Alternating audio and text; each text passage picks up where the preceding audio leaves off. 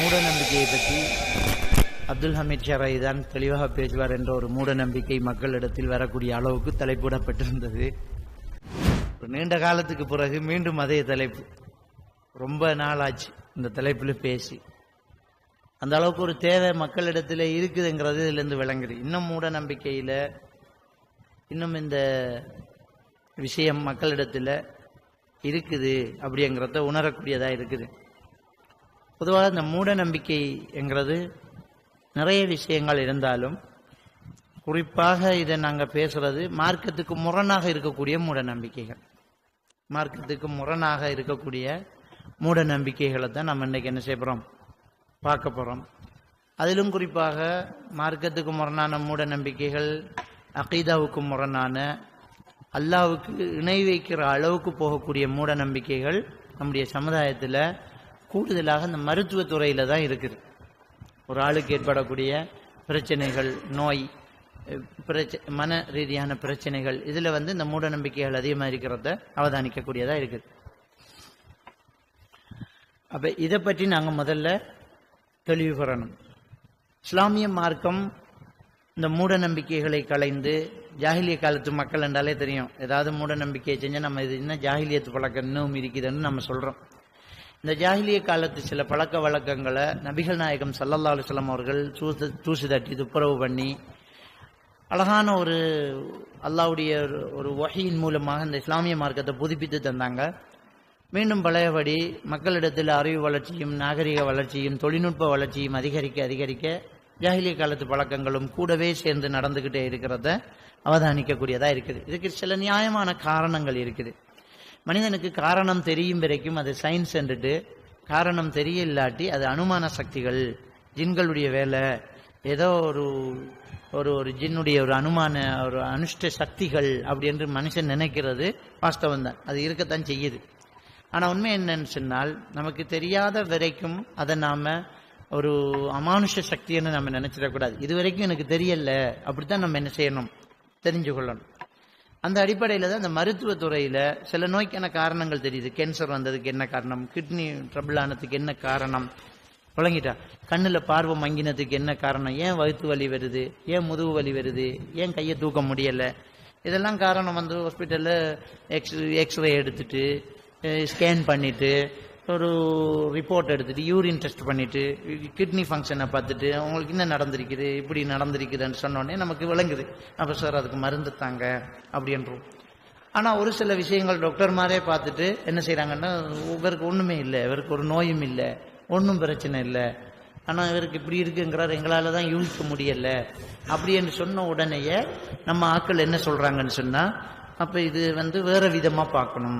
ஒரு சிலர் சொல்லியே விடுறாங்க, உங்கள் மார்க்கத்துக்குள்ளால ஏதாவது பண்ணிடுங்க அப்படின்றாங்க. சொல்லக்கூடிய டாக்டருக்கு தெரியும் இது ஒன்றும் இல்லை, இது உளவியல் ரீதியான பிரச்சனைன்னு தெரியும். ஆனால் அதை டெலூஷன் நம்பாங்க. டெலூஷன் என்றால் நம்பிக்கை அடிப்படையில் குணப்படுத்த முடியும். எப்படின்னு சொன்னால், ஒரு சிலருக்கு ஒரு ஒரு கண்ணுக்கு ஒரு உருவம் தெரியுது, காதில் யாரோ கரைக்கிற மாதிரி சத்தம் கேட்குது, திடீரென்று வயிற்றில் ஒரு வலி வருது, டாக்டர் பார்த்துட்டு ஒன்றும் இல்லைன்றார், ஸ்கேன் பண்ணிவிட்டு ஒன்றும் இல்லை அப்படின்ட்டார். அப்போ டாக்டர் எல்லாம் செக் பண்ணி பார்த்துட்டு சொல்கிறாரு, ரைட், இவருக்கு ஒன்றுமே இல்லை, ஆனால் இப்படி ஒரு பெயின் வருது, அதை பெனிக் அட்டாக்னு சொல்லுவாங்க. பெனிக் அட்டாக் அல்லது கன்வர்ஷன் டிஸார்டர் அப்படின்னு சொல்லுவாங்க. அப்போ டாக்டருக்கு நல்லா தெரியும் இவருக்கு ஏதோ ஒரு ஸ்ட்ரெஸ் இருக்குது, மன அழுத்தம் ஒன்று இருக்குது. அந்த மன அழுத்தத்தை சரியாக அவங்க மேனேஜ்மெண்ட் பண்ணலாட்டி இப்படி ஒரு சிம்டம்ஸ் வரும். நோய் இல்லை, ஆனால் நோய் இருக்கிற மாதிரி ஒரு ஃபீலிங். அப்போ டாக்டருக்கு தெரியும் இது மன அழுத்தம் தான். அப்போ கேட்பார், எதையாவது யோசிக்கிறீங்களா, ஒன்றும் யோசிக்காதீங்க, ஏதாவது பிரச்சனை இருக்கான்னு கேட்பார். இல்லையே, அப்படி ஒன்றுமே இல்லையே என்றுவாங்க. ஏன்னா அதை சொல்ல வேண்டிய அவசியம் இல்லை, நமக்குள்ள பிரச்சனை என்று இருப்பாங்க. ஒரு சிலருக்கு அவங்களுக்கு அறியாத சில விஷயங்கள், அதாவது சின்ன வயசுல ஏற்பட்ட அல்லது ரொம்ப காலத்துக்கு முன்னால் பாதிக்கப்பட்ட ஒரு மனத்தாக்கம் மனசுக்குள்ளே இருந்துக்கிட்டே இருக்கும். அவரே நினைச்சுக்காரு, எனக்கு அப்படி ஒரு யோசனையும் இல்லையே, அவர் அறியாமலே அவர் பாதிக்கப்படுறாரு. அப்படி இருந்தோன்னா சில டாக்டர்மார் என்ன செய்வாங்கன்னா, ரைட்டு, இது டெலூஷன் என்ற அடிப்படையில் இவங்களுக்கு இப்போ ஒரு அமானுஷ சக்தி, ஏதோ ஒரு நமக்குள்ள ஒரு பிரச்சனை நடக்குது, அதை மந்திரிச்சா ஓதி பார்த்தா சரியாயிரும் என்ற நம்பிக்கை அவங்களுக்குள்ள இருக்கலாம்.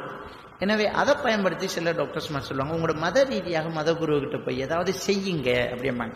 செஞ்சா சரியாயிரும், ஆனா அது தற்காலிகமா தான் இருக்கும், கொஞ்ச நாளைக்கு சரியாகும், திரும்ப வரும். ஏனென்றால் அது மனசுல ஒரு ரிலாக்ஸ் வந்து சரியானுச்சே தவிர பிரச்சனையை இன்னும் சரியாக்கல. அதனால அது திரும்ப வருது.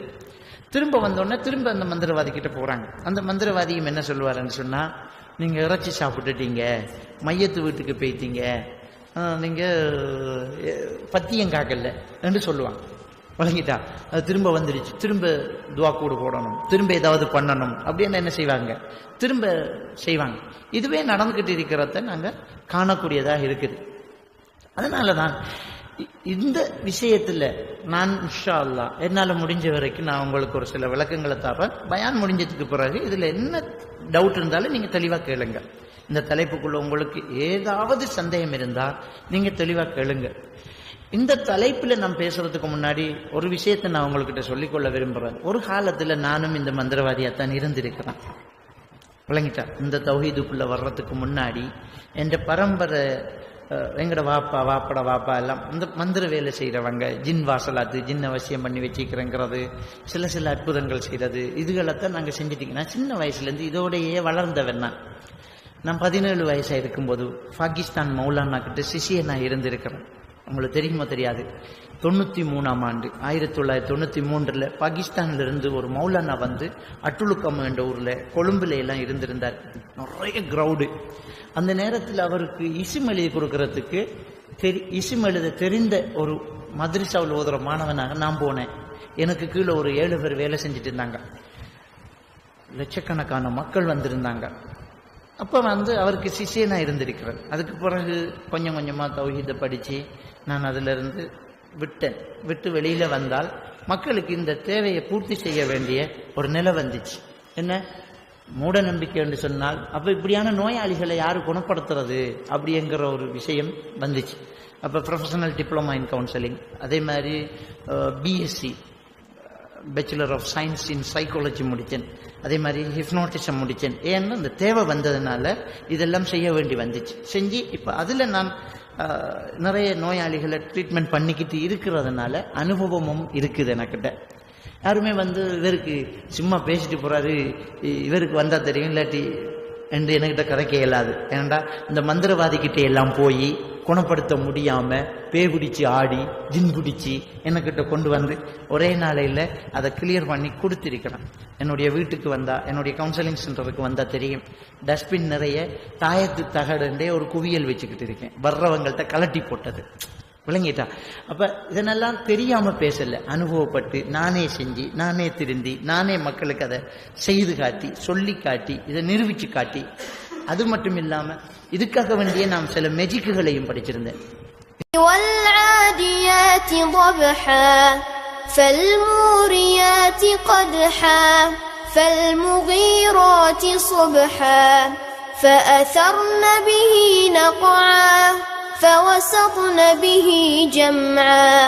இதுக்காக வேண்டி ஏன்னா சில அற்புதங்களை வச்சு மக்களை திசை திருப்பக்கூடிய சில மந்திரவாதிகள் கையில இருந்து அப்படியே தேசப்பழத்தை எடுக்கிறது, அறுத்தா ரத்தம் பாடுறது, திடீரென்று அப்படியே கையில எடுத்து ஒரு தாயத்தை கொடுக்கறது, ஒரு இசும் கொடுக்கறது, இப்படியான வேலைகளை செய்யறதுனால அவங்களுக்கு சவாலாம். நான் எடுத்து காட்டுறேனே, நான் ஒரு வெறும் பொட்டியிலிருந்து மீன் எடுத்து காட்டினேன், அந்தரத்தில் ஒருத்தரை நிப்பாட்டி காட்டினேன், இப்படி எல்லாம் நிறைய விஷயங்களை அவங்களுக்கு செஞ்சு காட்டி அது எப்படிங்கிறதையும் ப்ரூவ் பண்ணி காட்டியிருக்கிறேன். அதனால இது நான் இதை சொல்றேன்டா தெரியாம ஒன்றும் பேசல, தெரிஞ்சுக்கிட்டு தான் பேசுறேன், இதை அனுபவிச்சுட்டு பேசுறேன், இதை எப்படி ட்ரீட்மெண்ட் பண்றேங்கிறத தெரிஞ்சுக்கிட்டு பேசுறேன். அதனாலதான் நான் சொல்றேன், தைரியமா நீங்க என்னவாக இருந்தாலும் கடைசியில கேள்வியா கேளுங்க. அப்ப இந்த மூட நம்பிக்கை சம்பந்தமாக இஸ்லாம் என்ன சொல்லி இருக்குது அப்படிங்கறத நாங்க பார்த்துடலாம். இந்த நோயின் வகைகள் எல்லாம் இருக்குது, அதை மட்டும் பேசினாலே நீண்ட நேரம் ஆயிரும். டவுட் சந்தேகம் அப்படின்ற விரக்களை நான் சொல்றேன். தேவைப்பட்ட ஒரு சில நோய்களையும் பற்றி நான் உங்களுக்கு விளங்கப்படுத்துறேன். முதல்ல இஸ்லாமிய மார்க்கம் ஒரு தெளிவான ஒரு விஷயத்துல நம்மளை விட்டுட்டு போகுது. ரசூலுல்லாஹி ஸல்லல்லாஹு அலைஹி வஸல்லம் அவங்க சொல்லி காட்டுறாங்க, உங்களை நான் ஒரு தெளிவான கொள்கை மீது விட்டுட்டு போறேன் அப்படிங்கிறாங்க. ஒரு தெளிவான ஒரு கொள்கையில நான் உங்களை விட்டுட்டு போறேன், அதனுடைய இரவு கூட பகலை போன்றது அப்படி என்று நபிகள் நான் ஸல்லல்லாஹு அலைஹி வஸல்லம் என்னைறாங்க சொல்லிட்டு போறாங்க. அப்ப இந்த குர்ஆன் ஹதீஸ் ஒரு தெளிவான ஒரு விஷயம். இதுல எந்த ஒரு இருட்டு கிடையாது, மறைவு கிடையாது, இதுல எந்த ஒரு கஷ்டமும் கிடையாது. அவ்வளவு தெளிவான மார்க்கத்துல இஸ்லாத்துல நாங்க இருந்துகிட்டு இருக்கிறோம். இதுல நபிகள் நாயகம் ஸல்லல்லாஹு அலைஹி வஸல்லம் அவர்கள் அப்பவே அந்த சமுதாயத்துக்கு சில விஷயத்தை சுட்டி காட்டினாங்க. என்ன சொன்னாங்கண்டா, இன்னல்லாஹ ஜஅல லிக்குல்லி தாயின் தவான் ததாவ் வலா ததாவ் பில் ஹராம். அல்லாஹ் எல்லா நோய்க்கும் மருந்து வைத்து படைத்திருக்கிறான், மருந்து செய்யுங்க, ஆனால் ஹராத்தை கொண்டு மருந்து செய்யாதீங்கன்னு நபிகள் நாயகம் ஸல்லல்லாஹு அலைஹி வஸல்லம் அவங்க சொல்லி காட்டுறாங்க. அப்ப நோய் என்கிற ஒன்று அல்லாஹ் படைத்திருக்கிறான். நம்மளுக்கு சோதனைக்காக நோய் வரும், அந்த சோதனை அந்த நோய்க்கு மருந்து இருக்குது, நீங்க மருந்து செய்யுங்க அப்படி என்று நபிகள் நாயகம் ஸல்லல்லாஹு அலைஹி வஸல்லம் என்னறாங்க சொல்லி காட்டுறாங்க. எல்லா நோய்க்கும் மருந்து இருக்குது, மருந்து செய்யுங்க அப்படிங்கிறாங்க. அப்ப இந்த நோய்க்கு மருந்தையும் நபிகள் நாயகம் ஸல்லல்லாஹு அலைஹி வஸல்லம் ஒரு சில மருந்து அவரே சொல்லி இருக்கிறாங்க.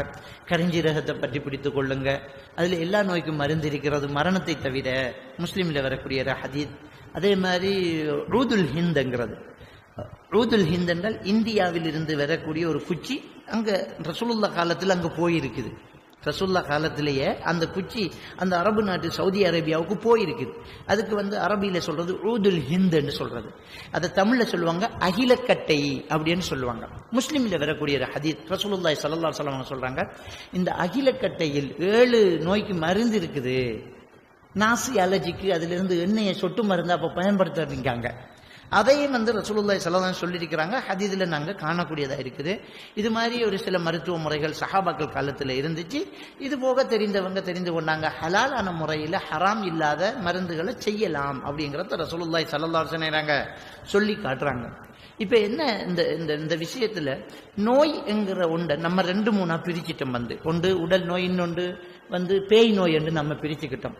இந்த பேயோட சம்பந்தப்பட்ட ஜின்னோடு சம்பந்தப்பட்ட நோய் என்று நாங்க என்ன செஞ்சுக்கிட்டோம், பிரிச்சுக்கிட்டு அதை விரட்டுறதுக்கு, ஜின்னை விரட்டுறதுக்கு, அதை காலி பண்றதுக்கு, அதனால அமானுஷ சக்தியால வந்ததுக்கு ஏதோ ஒரு விசித்திரமா இருக்குது, இதை வெட்டுறதுக்குன்னு சொல்லி ஒரு சில மருத்துவர்கள் முளைச்சு இழந்துட்டாங்க. ஆனால் ஏதோ அவர்களுடைய கைதந்திரமோ அவர்களுடைய சில ட்ரிக்ஸுகளோ அல்லது கால ஓட்டத்தில் மனிதனை வழிகெடுக்கிறதுக்காக ஷைத்தான் அவர்களுக்கு செய்யக்கூடிய உதவிகளோ சில அற்புதங்களும் நடக்கத்தான் செய்தது. நபிகள் நாயகம் ஸல்லல்லாஹு அலைஹி வஸல்லம் சொன்னாங்க, மன் அத்தா காஹினன் வ அர்ராஃபன் வ ஸத்தக பிமா யகுல் ஃபகத் கஃபர பிமா உன்ஸில அலா முஹம்மத். யார் குறிகாரன் சாத்திரகாரனிடம் போய் அவன் சொல்வதை உண்மை என்று நம்புகின்றானோ அவன் குர்ஆனை நிராகரித்து விட்டான், முஹம்மது நபி மீது இறக்கப்பட்ட குர்ஆனை நிராகரித்து விட்டான் என்று நபிகள் நாயகம் ஸல்லல்லாஹு அலைஹி வஸல்லம் சொல்றாங்க. அப்ப இந்த குறி சாத்திரம் பார்க்கிறது அந்த காலத்துல இருந்திருக்குது.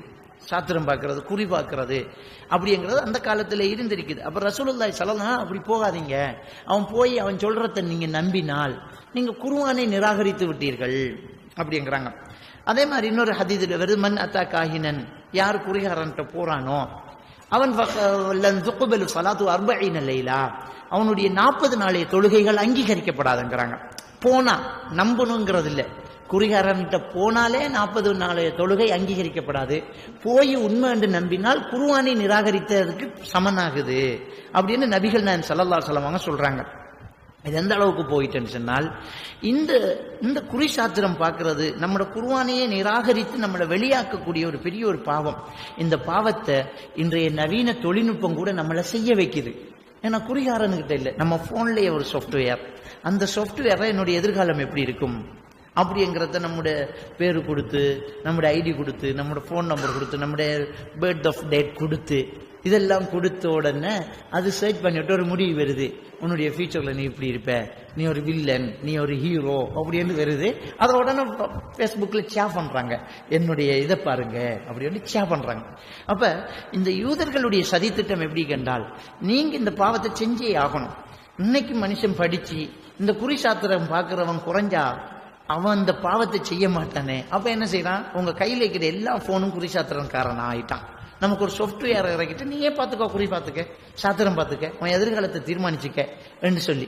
அதே மாதிரி கிளி ஜோசியம், அப்படி எலி ஜோசியம், கிளி ஜோசியம் என்கிறது பூ பேரை சொல்றது, இப்படியான ஜோசியம் ஒரு காலத்துல இருந்துச்சு. இப்ப கம்ப்யூட்டர் மூலமாக ஜோசியம் வழங்கிட்டான். சில நேரம் திடீரென்று நம்ம போனுக்கு ஒரு கால் வரும், ஓகே பண்ணினா நான் இன்னும் வைத்தியர் பேசுறேன், ராசி பலன் திருமணம் சம்பந்தப்பட்ட பிரச்சனை, உங்க பிரச்சனைகளை நீங்க என்னோட பேசிக்கலாம், நான் புகழ் பெற்றவன் என்று ஒருத்தன் பிசினஸ் பண்ணிக்கிட்டு இருக்கிறான். அப்ப இந்த கூவி அழைத்து இந்த பாவத்தை செய்ய வாங்க அப்படிங்கிறத நம்ம போன் ஊடாக செஞ்சுக்கிட்டே இருக்கிறத இன்னைக்கு இந்த யூத சதிகள் இருக்கிறத நாங்க பார்க்கலாம். அப்ப இப்படியாக இந்த குறி சாத்திரம் பார்க்கறத ரசூல்லா தடுத்தாங்க. அது குர்ஆனை நிராகரிக்கிற பாவம்னு சொன்னாங்க. அந்த காலத்துல அது இருந்திருக்குது. இந்த நேரத்துல ஆயிஷா ரலியல்லாஹு தஆலா அன்ஹு ரசூலுல்லாஹி ஸல்லல்லாஹு அலைஹி வஸல்லம் அவங்கள்ட்ட ஒரு கேள்வி கேட்கிறாங்க. யா ரசூலல்லாஹ், குறி சாத்திரம் பார்க்க கூடாதுங்கிறீங்க, ஆனா அவங்க சொல்றதுல சிலது உண்மை இருக்குதே, அப்படி ஒரு கேள்வி. ஏன்னா அந்த கேள்வி இப்ப நமக்கு வருது.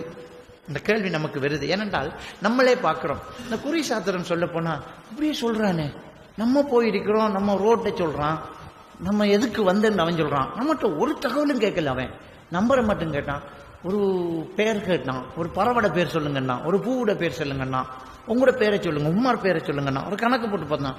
நீங்க ஒரு பிசினஸ் விஷயமா வந்திருக்கிறீங்க, அண்மை காலமா நீங்க ரொம்ப லொஸ்டா இருக்கிறீங்க, உங்களுக்கு கூட இருந்தவங்க உங்க கழுத்து அறுத்திருக்கிறான், நீங்க எவ்வளவு தொழில் செஞ்சாலும் உங்க கையில காசு நிக்க மாட்டேங்குது, கரெக்டா கேட்டோன்னு சரிதான். அப்ப ஆயிஷா ரலியல்லாஹு தஆலா அதை எப்படி சொல்றேங்கிறத நான் சொல்றேன். அதுல நிறைய ட்ரிக்ஸ் இருக்குது. ஆனா ரசூலுல்லாஹி ஸல்லல்லாஹு அலைஹி வஸல்லம் ஷைத்தானுடைய சில வேலைகளும் இருக்குதுன்னாங்க. எப்படி? அது புகாரி முஸ்லிமில வரக்கூடிய ஹதீஸ். ஆயிஷா ரலியல்லாஹு தஆலா கேட்கறாங்க, ரசூலுல்லாஹ் அவங்க சொல்றதுல உண்மையும் இருக்குது. உண்மை இருந்தா நம்பணும்ங்கிறது விதி கிடையாது. முதல்ல அந்த அடிப்படை அறிவை நம்ம வளர்த்து கொள்ளணும். தஜ்ஜாலை பற்றி ரசூலுல்லாஹி ஸல்லல்லாஹு அலைஹி வஸல்லம் என்ன சொன்னாங்கன்னா, எல்லா நபிமார்களும் அவங்களுடைய உம்மத்துக்கு தஜ்ஜாலை பற்றி எச்சரிக்கை பண்ணியிருக்கிறாங்க. நான் ரொம்ப அதிகமா எச்சரிக்கை பண்றேன்ங்கிறாங்க. நான் ரொம்ப அதிகமா எச்சரிக்கை பண்றேன் என்கிறாங்க. என்ன எச்சரிக்கை தஜ்ஜாலை பற்றி? தஜ்ஜால் நாளை மறுமை நெருங்கும் போது, மறுமை நாள் நெருங்கும் போது தஜ்ஜால் வருவான். அவன் சில அற்புதங்களை செய்ய போறான். தஜ்ஜால் சில அற்புதங்களை செய்ய போறான். வானத்தை பார்த்து மழை பொழி என்பான், மழை பொழியும். பூமியை பார்த்து முளைத்திடு என்பான், முளைக்கும். அவனை நம்பியவர்களுக்கு செல்வம் பெருகும், அவனை எதிர்த்தவங்களுக்கு வறுமை நெருங்கும். எந்த அளவு கண்டா அவனை எதிர்த்தவங்க கால்நடைகள் கூட மெலிந்து சாகத்தை பார்க்கும். அவனை நம்பியவங்களுடைய கால்நடைகள் கொழுத்து செழித்து செழிப்பாகும். அவன் ஒருத்தனை ரெண்டா வெட்டி 2 குண்டுக்கு இடையில நடந்துட்டு அவனை திரும்ப ஒட்டி உயிர் கொடுத்து எழுப்பி, உயிர் கொடுக்கிறவன் நான் தான், ரப்பு நம்புறீங்களான்னு கேட்பான். இப்படி பல அற்புதங்கள் அவன் செய்வான் என்று நபிகள் நாயகம் ஸல்லல்லாஹு அலைஹி வஸல்லம் சொல்லி, அவன் பொய்யன், அவன் மசீஹ் தஜ்ஜால், அவன் பொய்யன் அப்படின்னு நபிகள் நாயகம் ஸல்லல்லாஹு அலைஹி வஸல்லம் சொல்றாங்க. அவனை காவிரன்னு சொன்னா தான் சொர்க்கம் அப்படிங்கிறாங்க. இதை விட வேற என்ன அற்புதம் வேணும்? ஒருத்தரை ரெண்டா வெட்டிட்டு உயிர் கொடுக்கிறத விட ஒரு அற்புதம் இருக்குது. ஆறாலே முடியுமா? வானத்தை பார்த்து மழை பொழிய வைக்கிறது, பூமியை பார்த்து முளைக்க செய்யறங்கிறது சாத்தியமா நமக்கு? ஆனா அது உண்மையா நடக்குதுங்கிறதுனால அவனுக்கு இறை தொடர்பு இருக்குன்றது அர்த்தம் இல்லைங்கிறத அடிப்படையில நாம அறிந்திருக்கிறோம். நம்ம எல்லாருமே தஜ்ஜால் வந்தா எதுக்கணும் என்கிற மனநிலையோடு இருக்கிறோம். அவ்வளவு பெரிய அற்புதம் காட்டுற தஜ்ஜால காவிர் என்று சொல்ற இந்த நாவால உங்க வீட்டு ரகசியத்தை சொல்லி, உங்களுக்குள்ள நடந்த நோயை பற்றி சொன்ன ஒரு குறி சாத்திரன் சொன்னவன அதை எப்படி மறக்க முடியும்? சரியா சொன்னானேங்கிறோம். இஸ்லாம் போகாத என்றால் அவன் சரியா சொன்னாலும் போகக்கூடாது. அந்த அகீதாவுல உறுதி நமக்குள்ள இருக்கணும். நம்முடைய ஈமான் பலமாக இருந்தால் நம்மளை யாருமே வழிகெடுக்க முடியாது. அந்த அடிப்படையை நம்ம தெளிவாக வச்சுக்கொள்ளணும். சரி, இனி ரசூலுல்லாஹ் என்ன விளக்கம் சொல்றாங்க அப்படிங்கறத பார்ப்போம். புகாரி முஸ்லிமில் வரக்கூடிய ஹதீஸ். ஆயிஷா நாயகிட்ட ரசூலுல்லாஹி ஸல்லல்லாஹு அலைஹி வஸல்லம் சொல்றாங்க, அல்லாஹ் தஆலா இந்த உலகத்தில் ஏதாவது நடத்த நாடிவிட்டால் அதை அரிசி சுமந்திருக்கக்கூடிய மலக்குமார்கள்ட்ட சொல்லுவான். அந்த மலக்குமார்கள் அல்லாஹு அக்பர், சுப்ஹானல்லாஹ் என்று சொல்லுவாங்க. அவர்களுடைய இறக்கைகளை அசைப்பார்கள். அது சலங்கையை போட்டால் ஒலி வரும் அளவுக்கு ஒரு சத்தம் கேட்கும். அந்த சத்தத்தை கேட்டதும் மற்ற மலக்குமார்கள் எல்லாம் அடிச்சு விழுந்துருவாங்க. திரும்ப அவங்க மயக்கம் தெளிஞ்சி என்ன அல்லாஹ் நாடி இருக்கிறான் என்று அவர்கள் மற்ற மலக்குமார்களிடம் கேட்க, அவர்கள் இப்படி அல்லாஹ் செய்ய போனான்னு சொல்லுவாங்க. அதுக்கு மற்ற மலக்குமார்கள் அல்லாஹ் நாடியதை செய்து விடுவான் என்று சொல்லுவாங்க. இப்படியே வானத்தில் உள்ள மலக்குமார்கள் பேசும்போது இந்த ஜின்னினங்கள் ஒன்றின் மேல் ஒன்று ஏறி அதை கையை வச்சு ரசூலுல்லாஹ் சொல்லி காட்டுறாங்க. இது புகாரி முஸ்லிமில் வரக்கூடிய ஹதீஸ். கையை ஒன்றுக்கு மேல ஒன்று வச்சு காட்டுறாங்க. ஒன்று மேல் ஒன்று ஏறி ஜின்னினங்கள் உலகத்தினுடைய வானம் வரைக்கும் போய் அந்த வானுலகத்தில் மலக்குமார்கள் பேசுவதை ஒத்து கேட்கிறது. ஒத்து கேட்கக்கூடிய அந்த ஜின்களுக்கு அல்லாஹ் தஆலா எரிகற்களை அனுப்புகிறான், நட்சத்திரங்களை எரிகற்களாக அனுப்புகிறான். அந்த எரிகற்கள் படுவதற்கு முன்னால் அவை கீழே குனிந்து அடுத்த ஜின்னுக்கு அந்த செய்தியை சொன்னால், விளங்கிட்டா, எரிகற்கள் விழுந்து அந்த மெசேஜ் வராது. ஆனா அல்லாஹ் நாடினால் சோதனைக்காக அந்த எரிகற்கள் வர்றதுக்கு முன்னாலே அடுத்த ஆளுக்கு அந்த செய்தியை சொல்லிடுது. அது சொன்னால் அந்த ஜின்களினூடாக அந்த செய்தி உலகத்தில் வந்து அந்த ஜின் குறிகாரன் சாத்திரகாரனுடைய காதில் இன்னும் 100 பொய்யை சேர்த்து ஊதி விடுகிறது. இன்னொரு ரிவாயத்தில் 99 பொய்யை சேர்த்து ஊதி விடுகிறது. அதனால தான் ஆயிஷா அவர்கள் சொல்வதில் சிலது உண்மையாக இருக்கிறது என்று நபிகள் நாயகம் ஸல்லல்லாஹு அலைஹி வஸல்லம் சொல்றாங்க. இது புகாரி முஸ்லிமில் வரக்கூடிய ஹதீஸ். அப்ப நம்ம என்ன விளங்குறோம் சொன்னால், ஜின்னினங்கள் இந்த குறிகாரன் சாத்திரகாரனுக்கு உதவி செய்தே தவிர ஜின்னினத்தை இவன் வசியம் பண்ணி வச்சிருக்கல. ஏன்னா ஜின்னை வசியம் பண்ண முடியாது. சுலைமான் நபிக்கு பிறகு யாரும் வசியம் பண்ண முடியாது. அதை நான் பிறகு பேசுறேன்னா, அந்த தலைப்பு வரும்போது நான் பேசிக்கிறேன்.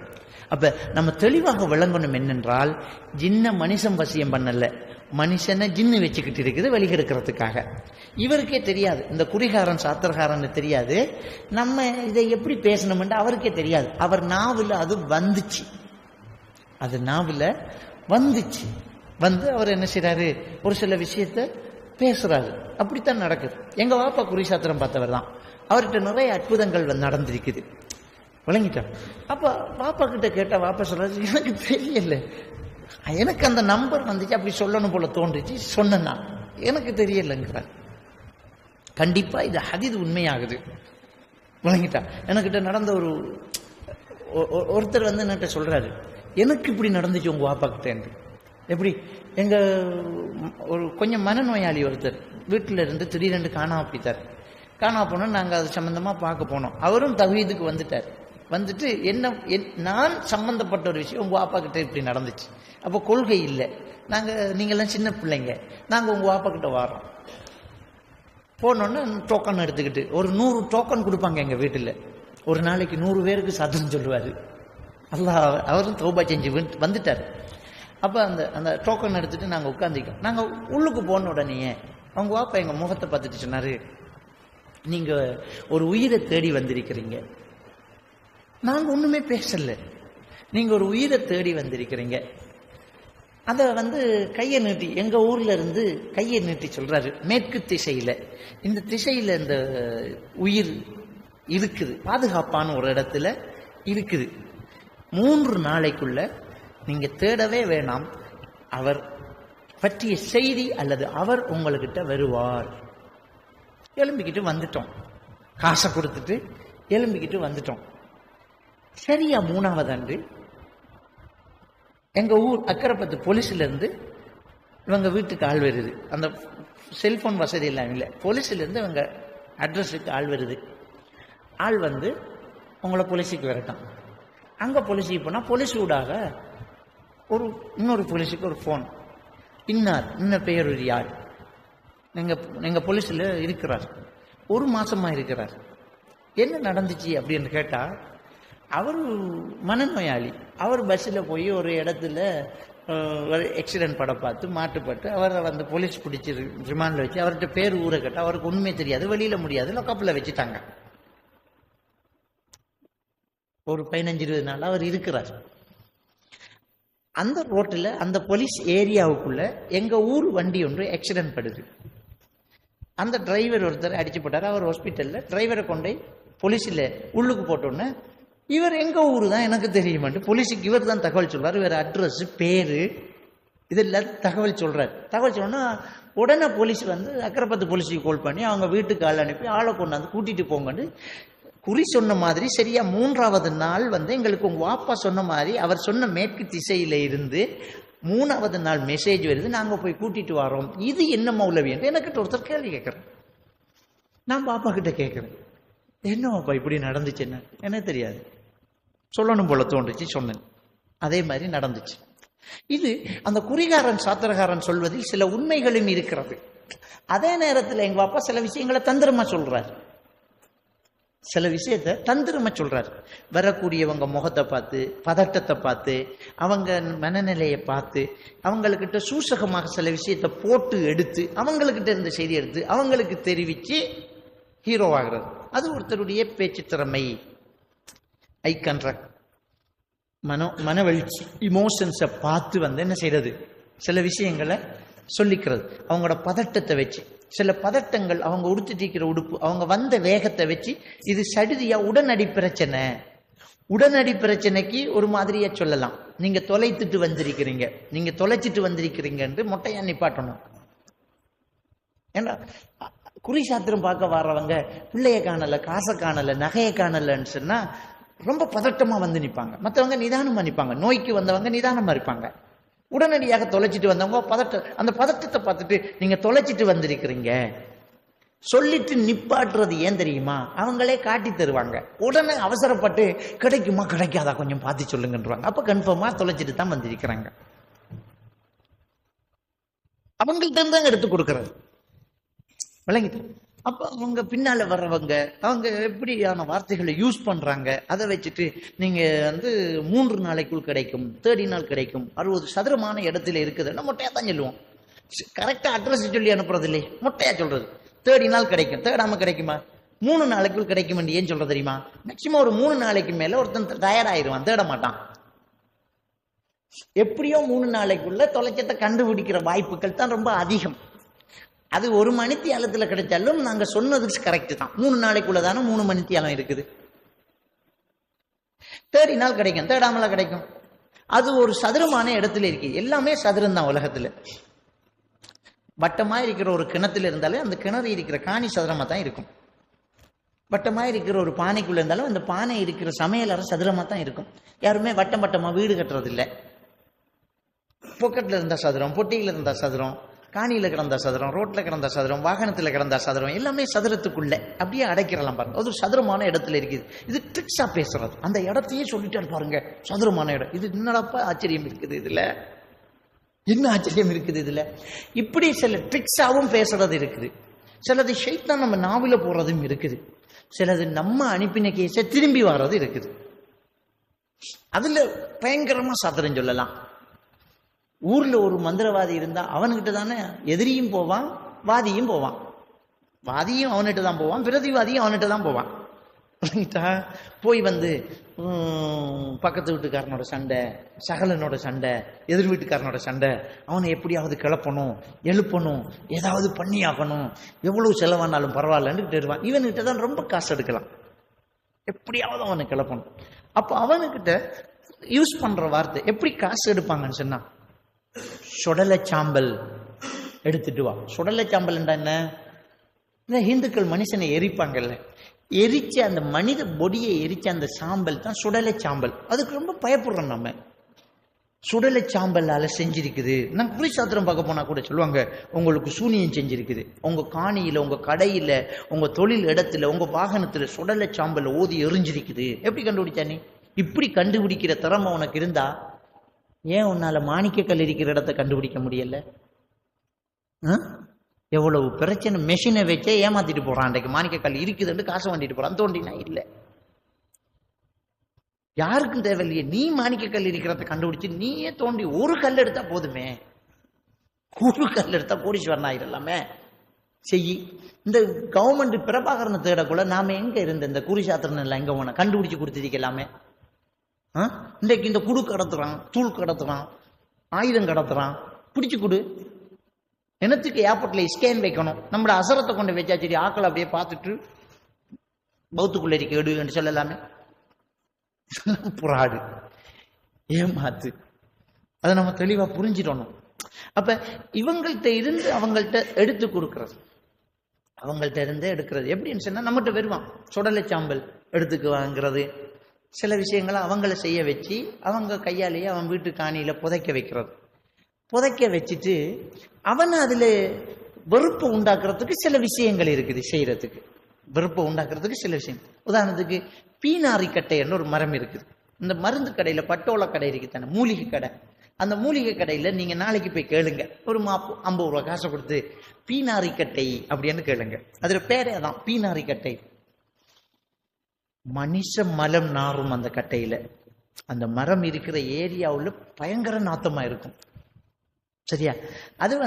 அது சில மருந்துக்கு சேர்ப்பாங்க, சில மருந்துக்கு சேர்த்துக்குவாங்க, சில சில கிரந்தி சம்பந்தப்பட்ட பிரச்சனைக்கு, அலர்ஜி, தோல் அலர்ஜி, இதுகளுக்கெல்லாம் மருத்துவர்கள் சேர்த்துக்குவாங்க ஆயுர்வேத மருந்துல.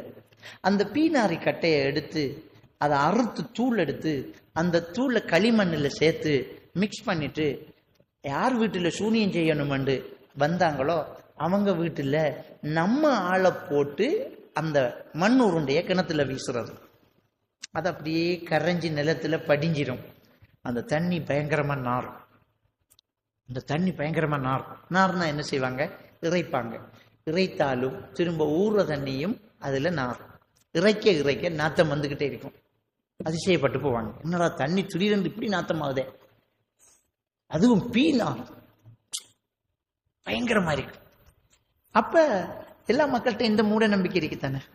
இறைக்க தண்ணி நாறுதுன்றா ஏதோ நடந்துட்டு உங்களுக்கு, அதுக்குள்ள எதிர் வீட்டுக்காரனோட சண்டை வேற, அவன் சாடமாடையா சில பேச்சுக்களோ 4 பேர்கிட்ட விட்டுருவான், எவனுமே மனசுக்கு மறைக்க தெரியாது. அவன் கிளப்பி காட்டுறான் பாரு, 3 மாசத்துல எழுப்பி காட்டுறான் பாருன்றான். நாம அப்படித்தானே நம்பிக்கை கொடுத்தேன்.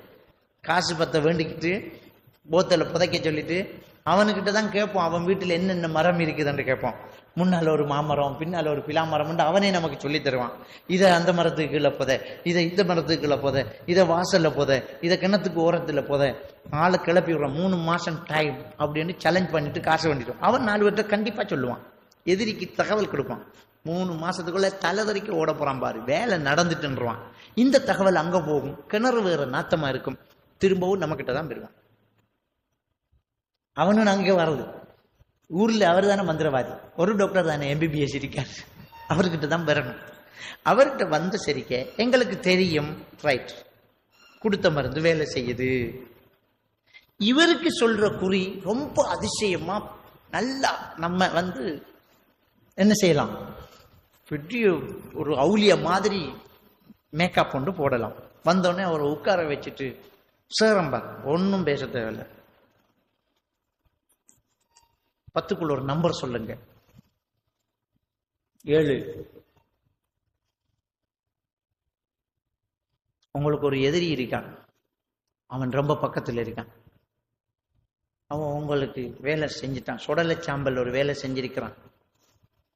உங்க வீட்டு தண்ணியில பிரச்சனை இருக்குமே கேட்டா, சார் என்ன சார் அப்படி சொல்றீங்க, ஒரு பறவோட பேர் சொல்லுங்க, ஆமா உங்க வீட்டுக்கு பின்னுக்கு ஒரு பிலாமரம் இருக்கா? சார் ஆம் சார், அந்த பிலாமரத்துல அடியில் ஒரு பொட்டல் இருக்கு, எடுத்துட்டு வாங்க. கண்டா போய் தோண்டினா பொட்டல் இருக்கு. இதை எப்படி இவர் சொன்னார்? இதனாலதான் இந்த மந்திரவாதிகள் பிரபல்யம் ஆகுறது. அவருக்கு எங்களோட அட்ரஸும் தெரியாது, எங்க வீடும் தெரியாது, எங்க தெருவும் தெரியாது. ஆனா எப்படி ஒரு பிலாமரம் இருக்குன்னு சொன்னார், அது அடியில பொட்டல் இருக்குன்னு சொன்னார், 3 அடிக்குள்ள இருக்குன்னு சொன்னார், தோண்டினோம் அது 2 அடிக்குள்ள இருந்துச்சு. சுப்ஹானல்லாஹ். இதான் அவர்கிட்ட கிரௌட கூட்டுறது இல்லைங்கட்டா. கடைசியில் நாங்க என்ன செய்வோம், அதை இல்லாம பண்றதுக்கு என்னவோ, கிணத்துல இருந்து 1 அடி மண்ணை வெளியாக்குங்க தோன்றுவோம். ஏன்னா அதுக்குள்ளதான் அந்த பவுடரை வரப்போகுது. கிணத்துல இருந்து 1 அடி மண்ணை வெளியாக்குங்க அப்படின்னா 1 அடி மண் எடுத்தாச்சா, சரி பிரச்சனை போச்சு. அதுதான் மருத்துவமே. அவர் கையாலேயே செலவு செஞ்சுட்டு அதை முறிக்கிறதுக்கு வீடு காவல், வளவு காவல், பூசணிக்காயை கட்டி தொங்க விடுறது. ஏன்னா பூசணிக்காய்ட்ட தான் பழுதாகாம தொங்கிக்கிட்டு இருக்கும். பூசணிக்காய் தான் அப்படியே இருக்கும், 1 வருஷமா அப்படியே தொங்கும். மற்ற காயை உண்ட மந்திரத்தை கத்திரிக்காயில ஊதி கட்டுடா பார்ப்போம், சுருங்காம இருக்குதான். ஏன் எல்லாரும் பூசணிக்காயை கட்டுறான்? பூசணிக்காயை நீ கட்டினா என்ன, நான் கட்டினா என்ன, அப்படித்தான் இருக்கும், பழுதாகாது. விற்கிறவன் சொன்னா தான் தெரியும் பிச்சு எத்தனை நாள் என்று, நமக்கெல்லாம் புரியாது. அதான் பூசணிக்காயை இதை போட்டு கட்டி ஏமாத்திக்கிட்டு இருக்கிறான், புராடு பண்ணிட்டு. அப்ப குறிசாத்திரம் சொல்றதுல ஷைத்தான் நாவல சொல்றதும் இருக்குது, இப்படியான தில்லுமுள்ளு இருக்குது, அனுப்பின செய்தி திரும்ப வர்றது இருக்குது. இதனால மக்கள் தொகை நம்பிக்கிட்டு இருக்கிறாங்க. இந்த விஷயம் நடந்துகிட்டு இருக்குது. இது ஒரு முறை. 2வது, நபிகள் நாயகம் ஸல்லல்லாஹு அலைஹி வஸல்லம் அவங்க சொல்றாங்க, மன் தஅல்லக தமீமத்தன் ஃபகத் அஷ்ரக. யார் தாயத்து தகடுகளை கட்டி தொங்க விட்டாங்களோ அவங்க அல்லாஹ்க்கு இணை வச்சுட்டாங்க அப்படிங்கிறாங்க. தாயத்து தகடுகளை நூல் கட்டுறது. இப்போ முதல்ல அரைக்கூடு கட்டினாங்க, இப்ப கலர் நூல் கட்டுறாங்க. காவிர்களை போலவே என்னுடைய வீட்டுக்கு வந்தா தெரியும் எத்தனை முஸ்லிம் சகோதரர்களுடைய கையில இருந்து சிவப்பு நூல், வெள்ளை நூல், இடுப்புல முந்த நாள் கூட ஒரு பெண்ணுடைய இடுப்புல வெள்ளை துணி கட்டி இருந்ததை அவுட் எடுத்தேன். வெட்டி போடுமா போட்டிருக்கேன், பொட்டி போட. அங்க பார்த்தா அரைக்கூட்ட காணல. இதே நான் இது ஒரு அசரத்து போட்டார் வெள்ளை நூல். அடுத்த மதத்து பெரியார்களிடத்திலேயும் மத குருக்கள் கிட்டையும் போய் நூல் போட்டுட்டு வந்திருக்கிறாங்க. சிவப்பு நூல், பச்சை நூல், மஞ்சள் நூல், நூலை திரிச்சு போட்டுட்டு வந்து நம்ம முஸ்லீம்கள் எந்த அளவுக்கு மூட நம்பிக்கை போயிட்டு இருக்குன்னு பாருங்க. நபிகள் நாயகம் ஸல்லல்லாஹு அலைஹி வஸல்லம் சொல்றாங்க, மன் தஅல்லக தமீமத்தன். தமீமான்னு சொல்றது சிப்பியை கட்டினாலும் சரி. அந்த காலத்துல சிப்பியை கட்டினாங்க. அந்த காலத்துல சிப்பியை கட்டினாங்க. வதா என்று சொல்றது அந்த சிப்பிய கண்ணூறு படாம ஒட்டகத்தினுடைய கழுத்துல சிப்பியை கட்டினாங்க. கடலில் இருந்து இருக்கக்கூடிய ஒரு வகையான சிப்பி, அதை கட்டினாங்க. இன்னைக்கு கூட இருக்குது சின்ன சங்கு, வலம்புரி சங்குன்னு சொல்றது. அந்த சங்குக்கு சரியான விலை. காவிர்கள் அதை வேண்டிக்குவாங்க. அது பறக்கத்துக்கு கட்டுறது, தொழில் பறக்கத்துக்கு. சரியா? அப்ப சங்குகள் அந்த காலத்திலேயே ரசூலுல்லாஹி ஸல்லல்லாஹு அலைஹி வஸல்லம் அவங்க நேராங்க அதை கலட்டுமாறு ஒரு நபி தோழரை ஏவி அனுப்புறாங்க. இதெல்லாம் கலட்டிட்டு வா, தாயத்து தகடுகளை கலட்டு. அப்ப இந்த தாயத்து கட்டுறது, நூல் கட்டுறது ரசூலுல்லாஹ் சொல்றாங்க அல்லாஹ்க்கு இணை வச்சுட்டே. ஒரு சில சொல்லுவாங்க நாங்க குர்ஆன் வசனத்தை கட்டுறோம், குர்ஆனுக்குள்ள. சில மௌலிமா சொல்றாங்க நாங்க குர்ஆனுக்குள்ளால பாக்குறோம், குர்ஆனை கட்டுறோம், அது பிரச்சனை இல்லை என்றுவாங்க. யார் சொன்னது பிரச்சனை இல்லைன்னு? குர்ஆன் இறங்கினதே நபிகள் நாயகம் ஸல்லல்லாஹு அலைஹி வஸல்லம் அவர்களுக்கு. அவருக்கு வராத கஷ்டமா? எவ்வளவு பிரச்சனைகளுக்கு முகம் கொடுத்தாங்க. சாப்பாட்டுக்கு வழி இல்லாத அந்த கிட்டத்தட்ட 3 வருஷம் ஒரு கணவாயில் ஒதுக்கப்பட்டு இலைகுலைகளை சாப்பிட்டு பசியோடு வாடின அந்த காலகட்டத்தில் ரசூலுல்லாஹ்வுக்கு கட்ட தெரியாதா? மண்ணை கூட்டிட்டு சுஃபங்க தெரியாதா? மந்திரம் எல்லாம் தெரியாதா? குர்ஆன் அருளப்பட்டுக்கு தான் இருந்துச்சே. அந்த குர்ஆனை கரைச்சி குடிச்சாங்களா, கட்டி தொங்க விட்டாங்களா? குர்ஆன் நபிகள் நாயகம் ஸல்லல்லாஹு அலைஹி வஸல்லம் அவர்களுக்கு அனுப்பினது கட்டுறதுக்கோ கரைச்சி குடிக்கிறதுக்கோ இல்லை, அதை எடுத்து வாழ்க்கையில நடக்கிறதுக்கு, நம்ம வாழ்க்கையில் அதை எடுத்து பின்பற்றதுக்கு. இன்னைக்கு குர்ஆன் எழுதி கொடுத்துட்டு நாங்க குர்ஆனுக்குள்ளால செய்யறோம், இடுப்புல கட்டுங்கிறாங்க. ஆனால் பாத்ரூமுக்குள்ள குர்ஆனை கொண்டு போகக்கூடாதுங்கிறாங்க. அதே நேரம் இடுப்புல கட்டிக்கிட்டு அதோட பாத்ரூமுக்கு எல்லாம் போறாங்க. அது எப்படி சாத்தியமாகும்? ரசூலுல்லாஹி ஸல்லல்லாஹு அலைஹி வஸல்லம் சொல்றாங்க மன் தஅல்லக ஷையன் உக்கில இலைஹின்னாங்க. யார் எதை கட்டி தொங்க விட்டாலும் அந்த ஷையன்ங்கிற வார்த்தை எல்லாத்தையும் தான் அடங்கும். நீ குர்ஆன் எழுதி கட்டினாலும் சரி, ஹதீஸ் எழுதி கட்டினாலும் சரி, துஆக்கள் எழுதி கட்டினாலும் சரி, கட்டக்கூடாது. நம்ம நம்பிக்கை அல்லாஹ் கிட்ட இருக்கணும். ரசூலுல்லாஹ் மருந்து செய்ய சொன்னாங்க, மருந்து செய்வோம். அந்த மருந்துல நமக்கு நம்பிக்கை கடவுள் மாதிரி கிடையாது.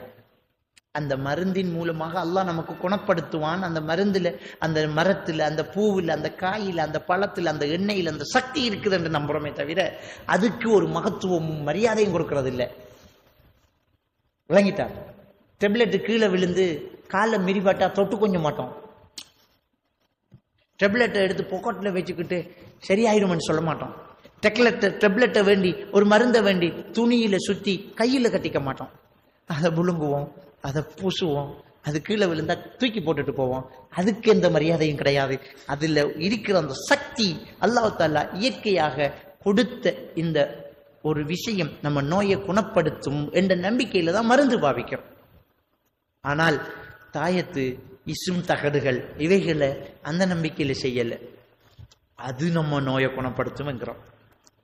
அதனாலதான் அதை தொட்டு கொஞ்சிறதும், அதுக்கு சாம்பிராணி பிடிக்கிறதும், அதை பொக்கெட்ல வச்சுக்கிறோம். அதை பொக்கெட்ல வச்சு என்ன நடக்கும்? ஒரு தகட்டில் எழுதினா அது என்னமாலும் செய்யுமா? ஒண்ணுமே செய்யாது. அப்ப நம்பிக்கை தவறாகுது. நபிகள் நாயகம் ஸல்லல்லாஹு அலைஹி வஸல்லம் சொன்னாங்க, நீ எதை கட்டி தொங்க விட்டாலும் அதன் பக்கமே சாட்டப்படுவேன். அதன் பக்கம் என்ன? நான் சொர்க்கத்தை அதுக்கிட்ட கேளு பார்ப்போம். நீ என்ன நீ அழைக்கலையே ஆபத்துல?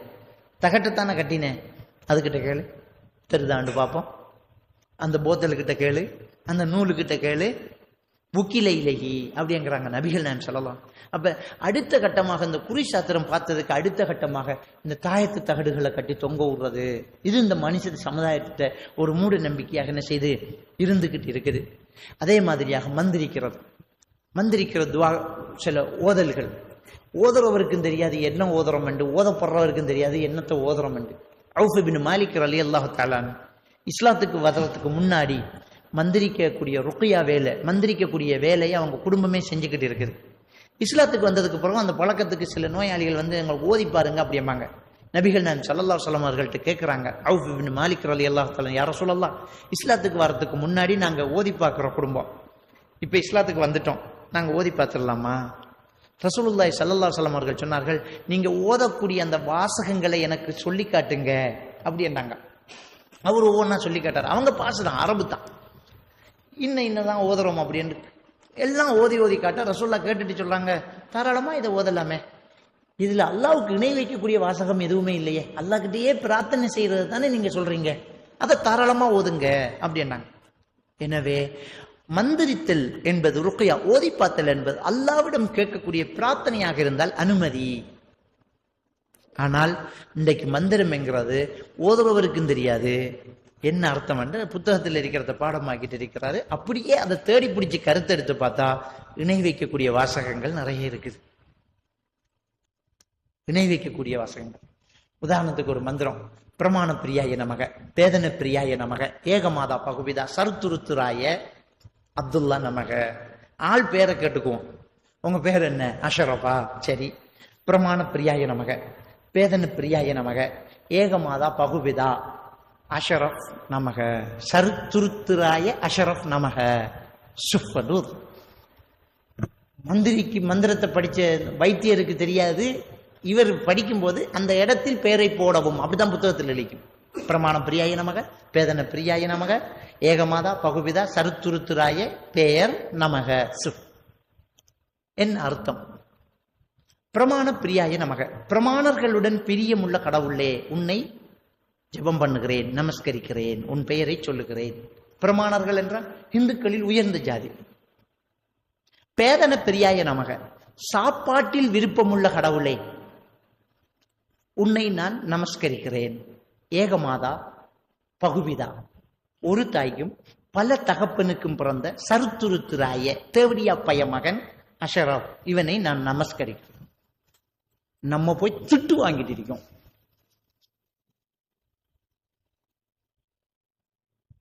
திட்டிக்கிட்டு இருக்கோம். நம்ம வாப்பா பலதான், உம்மா ஒண்டா, நாம தேவடியா பைய மகனா.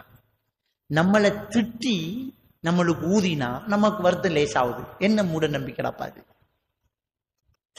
தமிழ்ல சில மந்திரம் ஓதுவான், அவனுக்கு தமிழ் ஓதுறதுக்கே அர்த்தம் தெரியாது. விளங்கிட்டார். அகத்தை கருத்து புறத்தை விழுந்திருந்த உலகத்தினை தகத்தை திருச்சி சன்மார்க்க சங்கத்தினை வித்திடி என்ற என்னைங்கனம் அனுப்பினனை பெருமானை அல்லாலா சுவாய் சுப். தமிழ் தான். அகத்தே கருத்து புறத்தே வெளித்திருந்த உலகத்தினரை, அகத்தே கருத்து மனசு கருத்து பாலா போய், புறத்தே வெளித்திருந்த உடம்ப நல்லா வச்சுட்டு இருக்கிற உலகத்தினரை தகத்தே திருத்தி, அவனை நல்லா திருத்தி எடுத்து சன்மார்க்க சங்கத்தினை வித்திடு என்றே, உண்மையான மார்க்கத்தை அவனுக்கு போதித்திடு என்றே என்னை இங்கனம் அனுப்பினேனே பெருமானே அருளாளா, என்னை இந்த உலகத்துக்கு அனுப்பின கடவுளே என்று ஒரு தீர்க்கதரிசி சொன்னது பாடலாக வந்து அது மந்திரமாகி அதை ஓதி ஊதுறான். வள்ளலூர் வள்ளல் பெருமான் சொன்னது அப்படின்னு இந்துக்கள் நம்புறாங்க. இந்த வாசகத்தை வச்சு பார்த்தா வள்ளலூர் வள்ளல் பெருமான் என்று கடவுளாக வணங்கக்கூடிய இந்துக்கள் வணங்கக்கூடிய அந்த கடவுள் ஒரு இறை தூதராக இருக்கலாம் என்று சில ஆய்வாளர்கள் சொல்றாங்க. ஏன்னா அந்த வாசகம் ஒரு இறை தூதருக்கு சொல்ற வாசகம். உள்ளம் பழுதா போய் உடம்பு நல்லா இருக்கிற இந்த மக்களுக்கு சன்மார்க்க சங்கத்தினை அதாவது இஸ்லாமிய மார்க்கத்தை போதித்திடு என்று என்னை இந்த உலகத்துக்கு அனுப்பினான் ஒருவன் என்று தான் ஒரு தீர்க்கதரிசியாக அவர் சொன்னதை அவர் ஒரு கடவுளாக்கி இன்றைக்கு இந்துக்கள் வணங்கி இருக்கிறாங்க. சில நேரம் இறைவன் அனுப்பின இறை தூதர்களில் அவரும் ஒருவராக இருக்கலாம் என்று சில வரலாற்று ஆசிரியர்கள் குறிப்பிடுறாங்க. அது மந்திரமாக்கப்பட்டு இன்றைக்கு வைத்தியர்கள்ட்ட இருக்கு. சரியா? இப்படி சில மந்திரங்கள், சிலதுக்கு அர்த்தமே தெரியா, திரி திரி எரி எரி விரிவிரி இறங்கக்கூடாசு இருக்குது. இப்படி இந்த கண்ணூருக்கு சில மந்திரங்கள், இப்படி என்ன மந்திரம் ஓதுறன்னு நம்ம தெரியல. எனவே மந்திரம் என்பது, ஓதல் என்பது, ரசூலுல்லாஹி ஸல்லல்லாஹு அலைஹி வஸல்லம் அவர்கள் நமக்கு சில துஆக்களை சொல்லி தந்தாங்க. அதுவாகத்தான் இருக்கணும். என்ன சொல்லி தந்தாங்க? அல்லாஹும்ம ரப்பன் நாஸ், அதுஹிபில் பஸ் வஷ்ஃபி அந்த ஷாஃபி லா ஷிஃபா இல்லா ஷிஃபாவுக்க ஷிஃபாஅன் லா யுகாதிர் சகமா ஓத சொன்னாங்க. இன்னொருத்தருக்கு நாம் ஓதுறது புகார்ல வர ஹதீஸ், யா அல்லாஹ் நீயே நோயை குணப்படுத்து, உன்னுடைய நிவாரணம் இல்லாமல் வேறு எந்த நிவாரணமும் கிடையாது, இந்த நோயை நீ குணப்படுத்தி இருந்த தடமும் இல்லாமல் ஆக்கி விடுவாயாக என்ற துவா. மனிதர்களின் இரட்சகனே என்று கூப்பிட்டு இந்த துவா. அதே மாதிரி ரசூலுல்லாஹ் சொன்னாங்க, பிஸ்மில்லா பிஸ்மில்லா பிஸ்மில்லா 3 தரம். அஸ்அலுல்லாஹல் அலீம் ரப்ப அர்ஷில் அலீம் ஐயஷ்ஃபீக் 7 தடவை. புகாரி முஸ்லிமில் வர ஹதீஸ். இன்னொருத்தருக்கு ஓதுறது பிஸ்மில்லா பிஸ்மில்லா பிஸ்மில்லா 3 தரம். அஊது பி இஸ்ஸத்திக வ கதரத்திக மின் ஷர்ரி மா அஜிது வ உஹாதிர். தனக்குத்தான் ஓதக்கூடிய மந்திரம், தனக்குத்தான் ஓதக்கூடிய ஓதி பார்த்தல். இது ஜிப்ரீல் அலைஹிஸ்ஸலாத்து வஸ்ஸலாம் அவர்கள் சொல்லி தந்தது. அஊது பி பிஸ்மில்லா பிஸ்மில்லா 3 தரம். அஊது பி இஸ்ஸத்திக, யா அல்லாஹ் உன்னுடைய கண்ணியத்தை கொண்டு உன்னிடம் பாதுகாத்துகிறேன். வ கதரத்திக உன்னுடைய பலத்தை அதிகாரத்தை கொண்டு நான் உன்னிடத்தில் பாதுகாத்துகிறேன். மின் ஷர்ரி மா அஜிது நான் பெற்றுக்கொண்ட இந்த நோயிலிருந்தும் ஓ உஹாதிர் நான் அடையக்கூடிய இந்த வேதனையிலிருந்தும் நான் உன்னிடத்தில் பாதுகாத்துகிறேன். 7 தடவை சொல்லுங்க ரசூலுல்லாஹ் சொல்லி தந்தாங்க. இப்படி நிறைய துவாக்கள் வந்து ரசூலுல்லாஹ் சொல்லி தந்தாங்க. அவைகளை ஓதுறதுல தப்பு கிடையாது, அல்லாஹ்விடம் கேட்கக்கூடிய பிரார்த்தனையில் தப்பு கிடையாது. ஆனால் மந்திரம் என்ற பேரில் ஓதுறதெல்லாம் தப்பானது. இந்த மந்திரம் ஒரு காலத்தில் இந்த தாயத்து தகடு கட்டுறது, குறிசாத்திரம் பார்க்கறது, மந்திரிக்கிறதோட மட்டும் நின்றுச்சு. ஆனா இன்னைக்கு ஜின் வாசலாத் என்ற பேர்ல வந்தாச்சு. ஜின்னை வசியம் பண்ணி வச்சுக்கிறோம், ஜின்னை வச்சு வேலையை பண்ணுவோம், ஜின்னை வச்சு ஆப்ரேஷன், ஜின் ஆப்ரேஷனா. தலையில் இருக்கிற கட்டி எடுக்கிறோம், வகுத்தில் இருக்கிற கல் எடுக்கிறோம், கிட்னியில் இருக்கிற கல் எடுக்கிறோம், அப்படி எடுக்கிறோம் இப்படி எடுக்கிறோம். எந்த மெடிக்கல் காலேஜில் படிச்சதோ தெரியாது இந்த ஜின்னுகள். ஜின்னை வச்சு வைத்தியம் பார்க்கலாமா, ஜின்னை வசியம் பண்ணலாமா அப்படி என்று கேட்டால், சுலைமான் அலைஹிஸ்ஸலாத்து வஸ்ஸலாம் அவர்கள் அல்லாஹ்விடம் கேட்ட பிரார்த்தனை அல்லாஹ் திருக்குர்ஆன்ல சொல்லி காட்டுறான். 36வது அத்தியாயத்தில் என்ன அல்லாஹ் தஆலா சொல்லி காட்டுறான்டா, சுலைமான் நபி அல்லாஹ் கிட்ட கேட்குறாங்க, யா அல்லாஹ் எனக்கு ஒரு ஆட்சியைத்தா, அந்த ஆட்சி எனக்கு பின்னால் யாருக்கும் வழங்கப்படக்கூடாது, அப்படி ஒரு ஆட்சியைத்தா யா அல்லாஹ்னு கேட்குறாங்க. அப்ப அல்லாஹ் தஆலா அவருக்கு நாம் ஜின்னை வசியம் பண்ணி கொடுத்திருந்தோம், காற்றை வசியம் பண்ணி கொடுத்திருந்தோம், விலங்குகளுடைய மொழியை நம்ம அவருக்கு கொடுத்திருந்தோம் அப்படின்னு அல்லாஹ் தஆலா என்ன சொல்லி காட்டுறான். அப்ப சுலைமான் நபிக்கு ஜின்னை வசியம் பண்ணி கொடுத்திருந்தோம், அவரே என்ன சொல்றாங்க, எனக்கு பிறகு அதை யாருக்கும் கொடுக்க கூடாது, எனக்கு மட்டும் தனியா தான்றான் அல்லாஹ். அல்லாஹ் ஏற்றுக்கொள்றான். அப்ப ஜின்னை வசியம் பண்றது சுலைமான் நபிக்கு மட்டும்தான். அவர் ஜின்னை வச்சு அவர் பெரும் கட்டடங்களை கட்டினார், பைத்துல் மக்திஸ் பள்ளியை கட்டினது, பெரும் பெரும் பாத்திரங்கள் சமைத்தது, கடலில் மூழ்கி முத்தெடுத்து கொடுத்தது, ஜின்னை வச்சு அவர் செஞ்சாரு. ஆனா நம்பிடவன் ஜின்னை வச்சுட்டிக்கான், கடலை மூழ்கி முத்தெடுக்கிறானும் இல்லை, அவர் நெத்தலி மீனாலும் பிடிக்கிறாப்புல இல்லை. பெரும் பெரும் கட்டடங்களை கட்டினாங்க. நம்ம இந்த பில்டிங் கன்ஸ்ட்ரக்ஷன் எடுக்கலாமே, சீமெந்தி பேக்கு பறந்து போகும், கல் பறந்து போகும், எந்த ஒன்றும் தேவையில்லையே, மண்ணு போயிட்டே இருக்கு, அதானே செலவு, லேபர் சார்ஜ். சின்ன சின்ன ஒழுங்கைக்குள்ளால வண்டி போகாது, மண்ணை மெயின்ல புறைச்சிட்டு ஆள் போட்டு அள்ளணும். மண் ஒரு கீப்பு 15,000 ரூபா தான், ஏற்றுவது 25,000 ரூபா வாங்க மேல. ஜின்னை வச்சு கான்ட்ராக்ட் எல்லாம் முடிச்சுட்டு இருக்கலாம். பில்டிங் அப்படி மரம் வளர மாதிரி வளருமே, ஜின் வாசலாத்துக்காரன் செய்யறான், முடியல. அப்ப ஜின்ன வசியம் பண்ணிருக்கிற என்ன பண்றான்டா, ஆப்ரேஷன் பண்றான். இதெல்லாம் ட்ரிக்ஸி, ஜின் ஆப்ரேஷன் என்று சொல்லி ஏமாத்து ராடு. அப்படி ஒண்ணும் முடியாது. ஜின் ஆப்ரேஷன் பண்ணலாம் என்றால் இலங்கை பெரிய ஒரு வசதியான நாடாகும். ஏன் தெரியுமா, இன்னைக்கு மனுஷனுக்கு விருப்பம் கத்தி இல்லாம, ரத்தம் இல்லாம, ஆப்ரேஷன் தியேட்டர் இல்லாம, உடம்புல காயம் வராம நோயை குணப்படுத்தணுங்கிறது தான் விருப்பம். அதுக்கு எத்தனை கோடி வேணும் என்றாலும் கொடுக்கறதுக்கு உலகத்தில் ஆள் இருக்குது. இந்த ஸ்ரீலங்காவில் ஜின் ஆப்ரேஷன் பண்ற அதிமேதாவிகள் இருக்காங்க என்றாலே இந்த நாடு எங்கேயோ போனமாயிட்டான். இவங்களை வச்சுக்கிட்டு ஒரு ஹாஸ்பிட்டல் கட்ட வேண்டியதான், தியேட்டரும் இல்லை ஒன்றும் இல்லை, பேரை கொடுத்துட்டு உட்கார்ந்த சரி தலையில கை வைப்பா, கட்டி வைத்திரு, செய்ய மாட்டான். இவங்களையெல்லாம் பிடிச்சு அடைக்கிறதுக்குரிய சட்டம் நாட்டில் இருக்கு. யாராவது முன்னுக்காகி காட்டி கொடுக்கணும், நாம காட்டி கொடுக்கறது இல்லை. நிறைய பேர் ஏமாந்துட்டு, கிரிபாவங்கிற ஊர்ல இந்த கலேவேல ஜின்னு அனஸ் என்று ஒருத்தன், கலேவேலையில ஜின் வாசலாத், அவனுக்கிட்ட ஜின் வாசலாத் செய்ய போய் ஜின் ஆப்ரேஷன் பண்ணி சக்சஸ், ஆப்ரேஷன் சக்சஸ் என்றுட்டு இவங்க ஹாஸ்பிட்டலுக்கு போகாம இருந்து பலர் இலங்கையில மரணிச்சிருக்கிறாங்க. அந்த கிரிபாவுங்கிற ஊர்ல ஒருத்தர் மரணித்த அந்த காலத்துல எனக்கு ஞாபகம். அதே மாதிரி காலி வெலிகம சைட்ல ஒருவர் மௌத்தா இருக்கிறார், என்னடா ஆபரேஷன் பண்ண தேவையில்லை இருந்தாங்க, ஆல் அவுட். ஆனா தற்காலிக குணம் கிடைக்கும். எப்படி தற்காலிக? மனம் நம்பிக்கை கொண்டால் ரிலாக்ஸ் ஆயிருக்கிற மாதிரி இருக்கும் ஒரு ஃபீலிங். யாராவது தலையிடி சரியான தலைக்கடுப்புண்டா, நாம் அப்படியே ஒரு தலைப்பாவை கட்டிக்கிட்டு தலையில கையை வச்சு அப்படியே பிடிச்ச கொண்டா அப்படி ஊதினா எப்படி இருக்கண்டா, இப்ப கொஞ்சம் நல்லா இருக்கு, ராகத்தை. இது அவன் மனசு, இது அவன் மனசு. டாக்டர் ருத்ரன் சொல்றார், உன்னுடைய நேர்ச்சையை நேர்ந்து ஒரு நாயின் வாலில் கட்டு, அது நிறைவேறும் என்றார். அதாவது மனம்தான் வாழ்க்கை, ஒன்ற மன நம்பிக்கை தான் அது. அதை டெலூஷன் அப்படின்னு சைக்காட்டிஸ்ட் சொல்றாங்க. இதான் நடக்குது.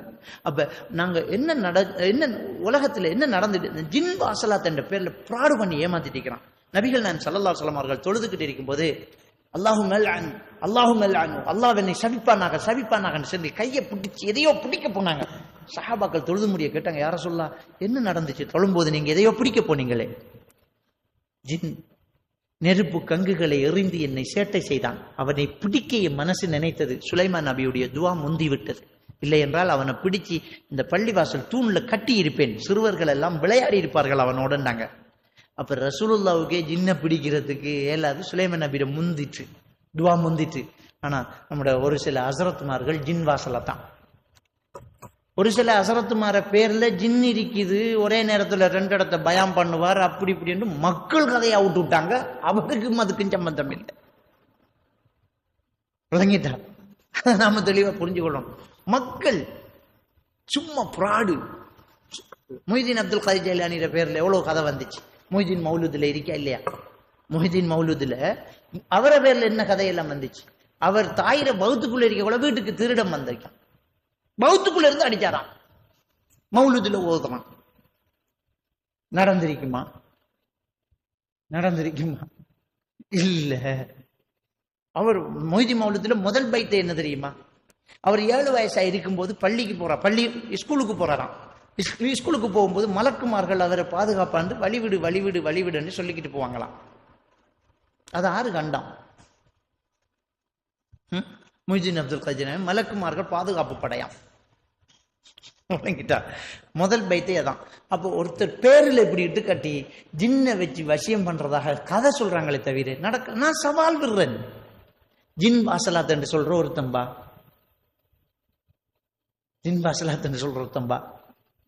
செய்யி உண்ட ஜின்னை வச்சு ஒன்றும் இல்லை.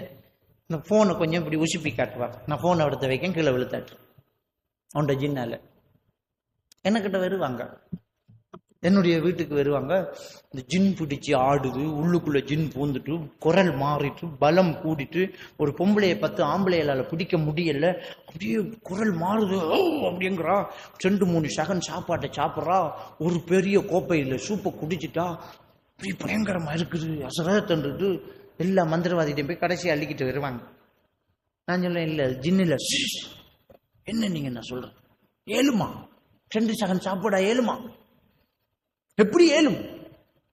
3 போலியை திங்கலாமா? ஒரு கோப்பை சூப்பு குடிக்கலாமா? 10 பேருக்கு அடிக்கலாமா? அப்படி நடக்குதா சார்? எங்களுக்கு தெரியும் எப்படி அது அதிகமா சாப்பிட்றது என்ன நடக்குது, எப்படி அது சாப்பிட்றாங்க அப்படிங்கிறது தெரியும். ஒன்றும் கிடையாது. அதாவது நமக்கு எப்படி சாப்பாடு, நம்ம என்ன சாப்பிட்டாலும் நமக்கு குளுக்கோஸா மாறும். நம்ம என்ன சாப்பிட்டாலும் அது என்ன செய்யுதுன்னா குளுக்கோஸா மாறும். நம்ம உடம்புக்கு குளுக்கோஸ் தேவை, சரியா? அந்த குளுக்கோஸ் என்ன செய்யுதுன்னு சொன்னால் நம்முடைய உடம்புக்குள்ள ரத்தத்துல போகுது.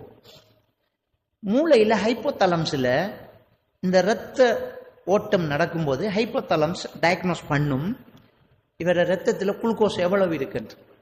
குளுக்கோஸ் போதாது, உடம்புக்கு தேவை அப்படின்னு சொன்னால் ஹைப்போதலம்ஸ் மூளையில சட்டைட்டரி சென்டர் என்ற ஒரு பகுதிக்கு தகவல் கொடுக்கும், இவருக்கு குளுக்கோஸ் தேவை என்று.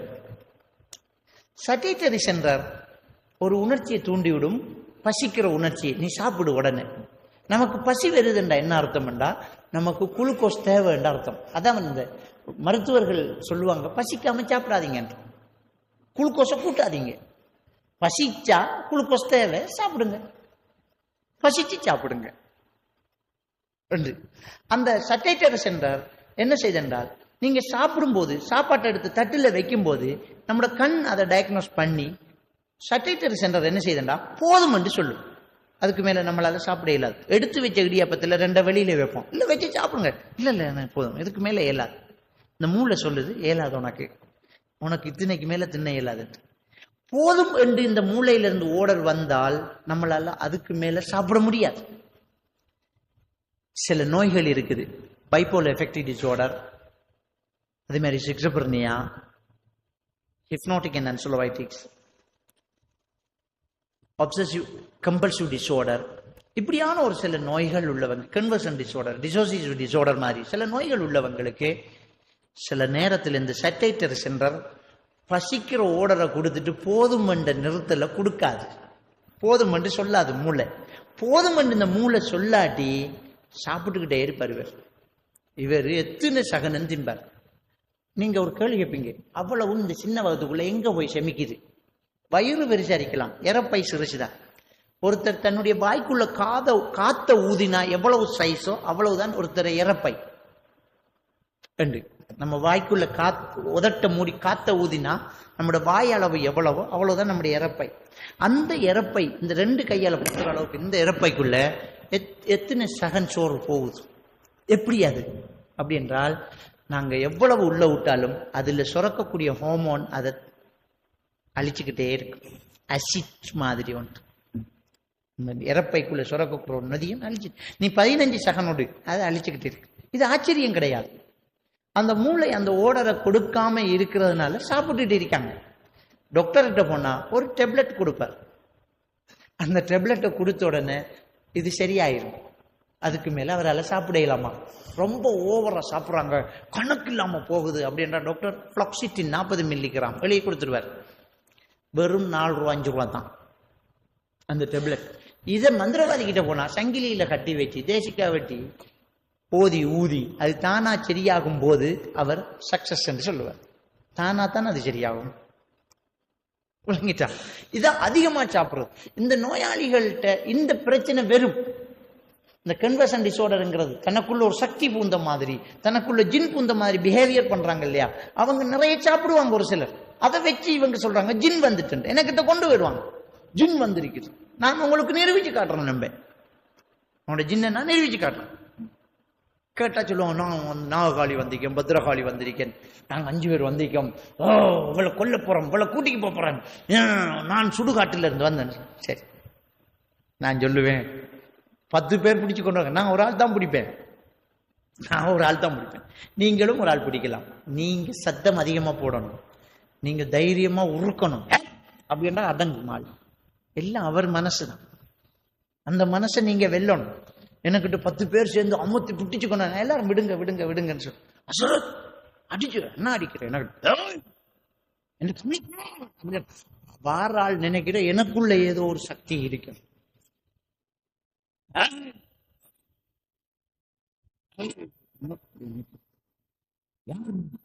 நாககாளி, நாககாளி இதை கீழே விழுத்தாட்டு பாப்போம். உண்ட நாககாளி நாம சும்மா வம்பா பயப்படுறோம். நீங்க உங்க வாழ்க்கையில இந்த ஜின் உள்ளுக்குள்ள பூந்த மாதிரி பிஹேவியர் பண்றாங்கல்ல, அவங்கள்ட்ட ஒரு சேலஞ்ச் வைங்க. அதுக்கிட்ட பேசுங்க, நீ ஜின்னா? ஓ, எங்க இருந்து வந்த? நான் சுடுகாட்டுல இருந்து வந்தேன், நான் அங்க இருந்து வந்தேன். ஆஹா, அப்போ உனக்கு வலுக்குள்ள கூற அளவுக்கு உனக்கு பெரிய பலம் இருக்கா? ஓ சரி, அப்படியே வெளியே வந்து இந்த போனை உளுத்தாட்டு கீழே பார்ப்போம். இல்லாட்டி ஒரு பொட்டல்ல வச்சு போட்டு இதை கீழே தட்டி விடுவான், இல்லாட்டி இதை எப்படி ஆட்டுவான். ஒன்று நடக்காது. அப்ப என்ன ஜின்னு? இது ஒரு மனநோய். மனநோயில ஒரு வகை. இது மல்டிபேஷன் டிஸார்டர், நம்மடாக்க கன்வர்ஷன் டிஸார்டர். தன்னுடைய ஆள் மனதில் உள்ள நம்பிக்கைகளால் தன்னை இன்னொருத்தராக அவர் கற்பனை பண்ணி பிஹேவியர் பண்றார். அதுக்கு காரணம் இருக்குது, அதுக்கு ஒரு ஸ்ட்ரெஸ் இருக்குது.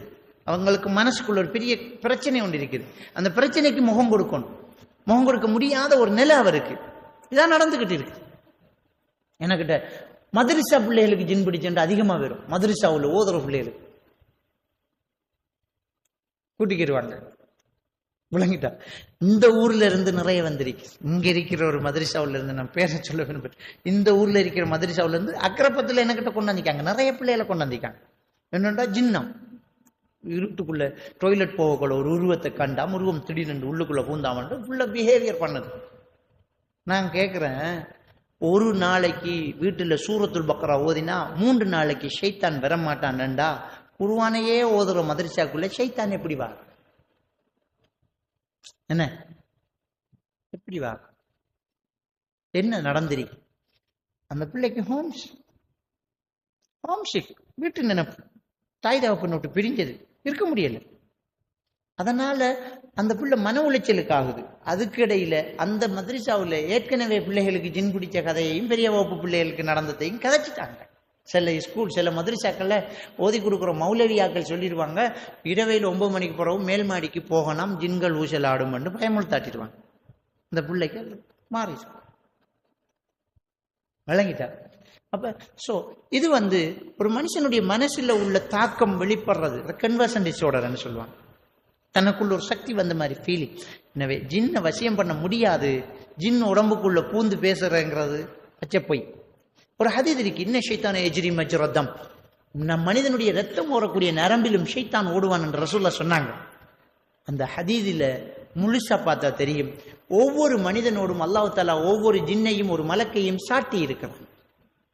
ஒவ்வொருவர் என்னோட ஒரு மலக்கும் ஜின்னும் உங்களோட ஒரு மலக்கும் ஜின்னும் அல்லாஹ் சாட்டி இருக்கிறான்.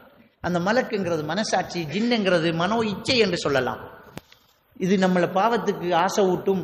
அந்த மலக்கு இல்ல தப்புன்னு தடுத்துக்கிட்டு இருக்கும். அப்ப ரசூலுல்லாஹ் கிட்ட ஆயிஷா நாய் கேட்கிறாங்க, யா ரசூலுல்லாஹ், உங்களையுமா ஜின் இருக்குது அப்படின்னு ரசூலுல்லாஹி ஸல்லல்லாஹு அலைஹி வஸல்லம் சொல்றாங்க, நஅம் வலாக்கின் அஸ்லம, என்னட்டையும் இருக்குது, ஆனால் அவன் எனக்கு நல்லதை தவிர வேறு எதையும் ஏவ மாட்டான், அவன் எனக்கு கட்டுப்பட்டுட்டான்ங்கிறாங்க. நபியோட இருக்கிற ஜின். அப்ப அந்த ஷைத்தான் தான் ஒவ்வொருத்தரோடையும் ஒவ்வொன்று சாட்டி இருக்கானே அல்லாஹ், அதான் நம்முடைய நரம்புலையும் ஓடுமே தவிர இன்னொன்று இந்த உடம்புக்குள்ள கூறுங்கிறது பச்சை போய் தவறு.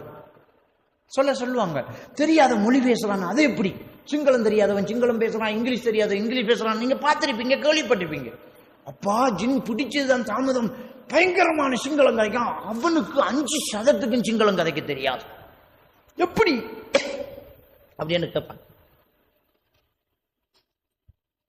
முடியும், கதைக்க முடியும். எப்படி முடியும் என்றால், ஒரு மனுஷன் காதால கேட்ட மொழியைத்தான் கதைக்க முடியும், கேட்காத மொழியை கதைக்க முடியாது. ஃபோல்ட் மெமோரி சிண்டம் என்ற ஒரு பகுதி இருக்குது, அது மூளையில் நாம கேட்டதெல்லாம் சேவ் பண்ணி வச்சிருக்குது. இந்த கன்வர்ஷன் டிஸார்டர் வரும்போது நாம் கேட்ட மொழியை திரும்பி அதே உச்சரிப்போடு பிரச்சனை இல்லாமல் அந்த வாசகங்களை திரும்ப உச்சரிக்கிற டேலண்ட் ஒரு மனுஷனுக்கு இருக்குது. உலகத்தில் உள்ள சைக்காலஜிஸ்ட் டாக்டர்ஸ் மாதிரி என்ன சொல்றாங்க என்றால், இம்பாசிபிள், முடியாது, ஒருத்தன் தெரியாத மொழி பேச முடியாது, ஆனா பேசுறாங்களே அது காதால் கேட்ட மொழி. நான் கேட்கிறேன், இந்த ஜின் பிடிச்சி தொச்சு பேசியிருக்கா? ஜின் பிடிச்சாரு ஜப்பான் இதுல பேசுவாங்களே, என்ன ஜெர்மன்ல பேசுற லாங்குவேஜ், ஹாலண்ட்ல பேசுற லாங்குவேஜ் பேசியிருக்காங்களா? ஜின் பிடிச்சி டச் பேசி கேள்விப்பட்டிருக்கலாம், பேசலையே. அந்த சேனலும் வேலை இல்லையே நம்மளோட வீட்டுல, காதால கேட்கலையே, காதால கேட்ட மொழிதான். நாம எத்தனை சிங்களத்தை கேட்கிறோம், நமக்கு சிங்களம் தெரியாட்டின்னு சிங்களம் மனசுக்குள்ள இருக்கு, தெரியாத மொழி பேச இயலாது, அது பச்சை பொய் விளங்கிது. எனவே இப்படி இந்த ஜின் விஷயத்துல ஜின் வாசலாத்தண்டு புராடு பண்ணிட்டு இருக்காங்க, ஜின்னை வச்சு ஏமாத்திக்கிட்டு இருக்கிறாங்க, விளங்கிட்டா? எனவே அதை நாங்க என்ன செய்யணும், தெளிவாக புரிஞ்சோம். இது ஒரு மூட நம்பிக்கை. சில நோய்களை நாம சரியா இனம் கண்டால் இந்த பிரச்சனை வராது. நம்ம சில விஷயங்களை, சில நோய்களை அற்புதமா நினைக்கிறோம். அந்த நோய்களை வச்சு நம்ம என்ன ஃபீல் பண்றோம்டா, இது ஏதோ நடக்குது, வெறுக்குள்ள ஏதோ சக்தி ஒன்று வருது, ஒரு ஜின் ஒன்று பூருது அப்படின்னு நாம என்ன செய்யறோம், நினைக்கிறோம், விளங்கிட்டா? ஏன்னா டாக்டர் ரிப்போர்ட்ல ஒண்ணும் இல்லை தான். சிலதுக்கு ஹாஸ்பிட்டலுக்கு போறதே இல்லையே. ஒருத்தர் சொல்றா எனக்கு காதில் ஒரு ஆள் கதைக்குதுங்க, இதுக்கு ஹாஸ்பிட்டலில் போய் மருந்து இருக்கலாமா? என் பேரை சொல்லி ஒரு ஆள் கூப்பிடுது, காதில் ஒரு ஆள் கூப்பிடுது, என்ன ஒரு ஆள் சொல்லுது, நீ இந்த மாடியால பாய் என்று சொல்லுது. எனக்கு நான் ஒரு ஆள் போகுது, நான் தலைப்பா கட்டிட்டு ஒரு ஆள் போகுது, மணக்குது, மணக்கும், வாசம் வருது, மணக்கும், கண்ணுக்கு உருவம் தெரியும், காதுல சத்தம் கேட்கும், உடம்புல ஸ்பர்சம் தெரியும், உடம்புக்குள்ள பூந்த மாதிரி, ஊற மாதிரி, உள்ளுக்குள்ள உண்டு ஏறின மாதிரி இருக்கும். இதெல்லாம் சொல்றது ஹலுசினேஷன் சொல்றது. இதெல்லாம் ஹலுசினேஷன். ஆடிட்டரி ஹலுசினேஷன் என்றால் காதில் சத்தம் கேட்கறது, விஷுவல் ஹலுசினேஷன் கண்ணில் உருவம் தெரியுது, டைட்டரி ஹலுசினேஷன் என்றால் உடம்புல ஸ்பரிசம் தெரிகிறது. இப்படியான இந்த ஹலுசினேஷன்களை நாம் என்ன சொல்லுவோம், அவருக்கு ஒரு ஜின் ஒன்று தெரியுது, அவருக்கு காதுல கதைக்குது அப்படி. ஆனால் இந்த ஹலுசினேஷன்ங்கிறது சில மனநோய்களினுடைய சிம்டம்ஸ், சில மனநோய்களினுடைய சிம்டம்ஸ். சிக்ஸோபிரனியா போன்ற சில மனநோய்களுக்கு இது வெளிப்பாடு. அவங்களுக்கு உருவம் தெரியும், அவங்களுக்கு அதுல சத்தம் கேட்கும், அவங்க சத்தியமா சொல்லுவாங்க. மற்றதுல ஓகே, அவர் ஒரு அரச உத்தியோகத்தராக இருப்பார், அவர் ஒரு பெரிய பிசினஸ் மேனா இருப்பார், அவர் டியூட்டி எல்லாம் சரியா செய்கிறார், பிள்ளைகள் எல்லாம் சரியா கவனிக்கார், கடை எல்லாம் செய்கிறார், ஃபேக்டரியை சரியா ஓடுறார், வாகனம் சரியா ஓட்டுறார், எல்லாம் செய்கிறார். ஆனா காதில் ஒரு கதைக்கு அவ்வளவு பெரிய படிச்ச மனுஷன் இதெல்லாம் சரியா செய்யறவர் பைத்தியமா? பைத்தியம் யார் சின்ன பைத்தியம்ங்கிறத நாம சில நோய்கள் வந்தோடனே சைக்காட்டிஸ்ட் டாக்டர் கிட்ட போறதுக்கே நமக்கு வெக்கம். அங்க போறது நமக்கு என்ன வைத்தியமா? மனசோடு சம்பந்தப்பட்ட பிரச்சனைகள் எல்லாம் பைத்தியம் கிடையாது. பைத்தியம் என்று நம்மடாக்கள் சொல்றது ஒன்றே ஒன்றுதான். சிக்ஸோபிரனியாவில் ரொம்ப ஓவரான ஒரு ஸ்டேஜ். சிக்ஸோபிரனியா உளப்பிளவு நோயில ஒவ்வொரு ஸ்டேஜ் தான், மற்றதுக்கு பைத்தியம் இல்லை. மனசோடு சம்பந்தப்பட்ட ஒரு பிரச்சனை. உதாரணத்துக்கு ஒப்சசிவ் கம்பல்சிவ் டிஸார்டர் என்ற ஒரு நோய் இருக்குது. அதை சோட்டா ஓசிடின்னு சொல்லுவாங்க. ஓசிடின்னு சொல்லுவாங்க. அவங்களுக்கு எல்லாம் கரெக்டா இருப்பாங்க. ஓசிடின்னு சொன்னா என்னண்டா, அதிருப்தி. நான் செஞ்ச ஒரு வேலையை என்ற மனசை ஏற்றுக்கொள்ளாது, இல்ல காணான்னு சொல்லு. நீங்க பார்த்திருப்பீங்க, பாங்கு சொல்லக்கொள்ள வந்தவர் இமாம் மிம்பர்ல இருந்து இறங்கும் வரைக்கும் முழு செஞ்சுக்கிட்டு இருப்பார். கழுவி கழுவி கழுவி கழுவி சரியாக்கி திரும்ப கழுவி. அவருக்கு ஓசிடி. அவர் முழு செய்ய செய்ய அவர் மனசு சொல்லும், இல்ல நீ சரியா கைய கழுவ, இல்ல இல்ல இல்ல நீ சரியா தலை மசை பண்ண. சிலர் அல்லாஹ் அல்லாஹ் அல்லாஹ் 4 ரக்காத்தை மூட்டு போட்டு தனியா தொழுதா கழிக்காங்க. ஓசிடி. சிலர் கதவை பூட்டி போட்டு திரும்ப போய் அதை திறந்து பார்க்குற போனாக்கள் பைக்கில் வெட்டிக்கு வந்து சரியா பூட்டின நாடு பார்த்தா பூட்டி தனி கதவை பூட்டினத்துல. இதெல்லாம் ஓசிடிகள். இதை நம்ம டாக்டர் சொல்லுவாங்க வசுவாசம் ஊதி பார்த்து இருப்பாங்க. இல்ல இது ஒரு தாக்கம், இதுக்கு டெப்லெட் இருக்குது, டெப்லெட் எடுங்க, இல்லாட்டி கவுன்சிலிங் செய்யுங்க. இதுக்கு இந்த ஓசிடி உள்ளவங்களுக்கு டெப்லெட் இருக்குது. அதே மாதிரி சிபிடின்னு சொல்லுவாங்க, காக்னிட்டிவ் பிஹேவியர் தெரப்பின்னு சொல்றது. அது வந்து கவுன்சிலர் செய்வாங்க. டிஎம்ஆர் சொல்லுவாங்க, டீப் மைண்ட் ரிலாக்ஸேஷன். இதெல்லாம் செய்யணும். செய்யாம அது குணம் அடையாது. நம்ம டாக்டர் ஓதி பார்த்து அது வசுவாசி ஸ்டேஜ் கூடி உரிய நேரத்தில் மருந்து செய்யாட்டி உங்களோட அடுத்த கட்டம் காதுல சத்தம் கேட்கும். சாப்பிடையெல்லாம் ஆகி மெலிஞ்சி போய் அப்படியே நோயாளி ஆயிடுவான். விளங்கிட்டா?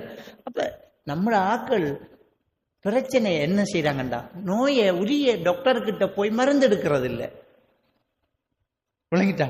அசரத்துக்கிட்ட போய் ஓதி பார்த்து வாழ்க்கையை லொஸ்ட், பணம் லொஸ்ட், ஈமான் லொஸ்ட் இருக்கிறோம். எனவே நான் என்ன சொல்றேன்னு சொன்னால், மனநோய்களில் அதிகமான ஒரு பகுதியை நாம பேய் நோய் என்று நினைச்சுக்கிட்டு ஓதி பார்த்து இருக்கோம். இஸ்லாம் சொன்ன ஒரு விஷயத்தை நாம சரியா குறிசாத்திரம் பார்க்க போகாத மருந்து செய்.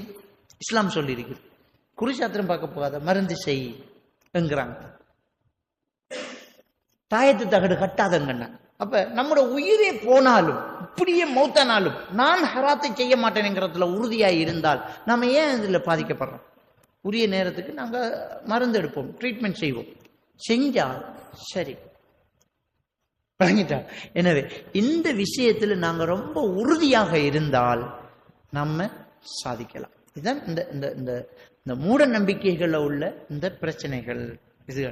இது நமக்கு தெரியாதனால நாம அதை என்ன செய்யறோம்னு சொன்னால் ஆச்சரியம் இருக்கே.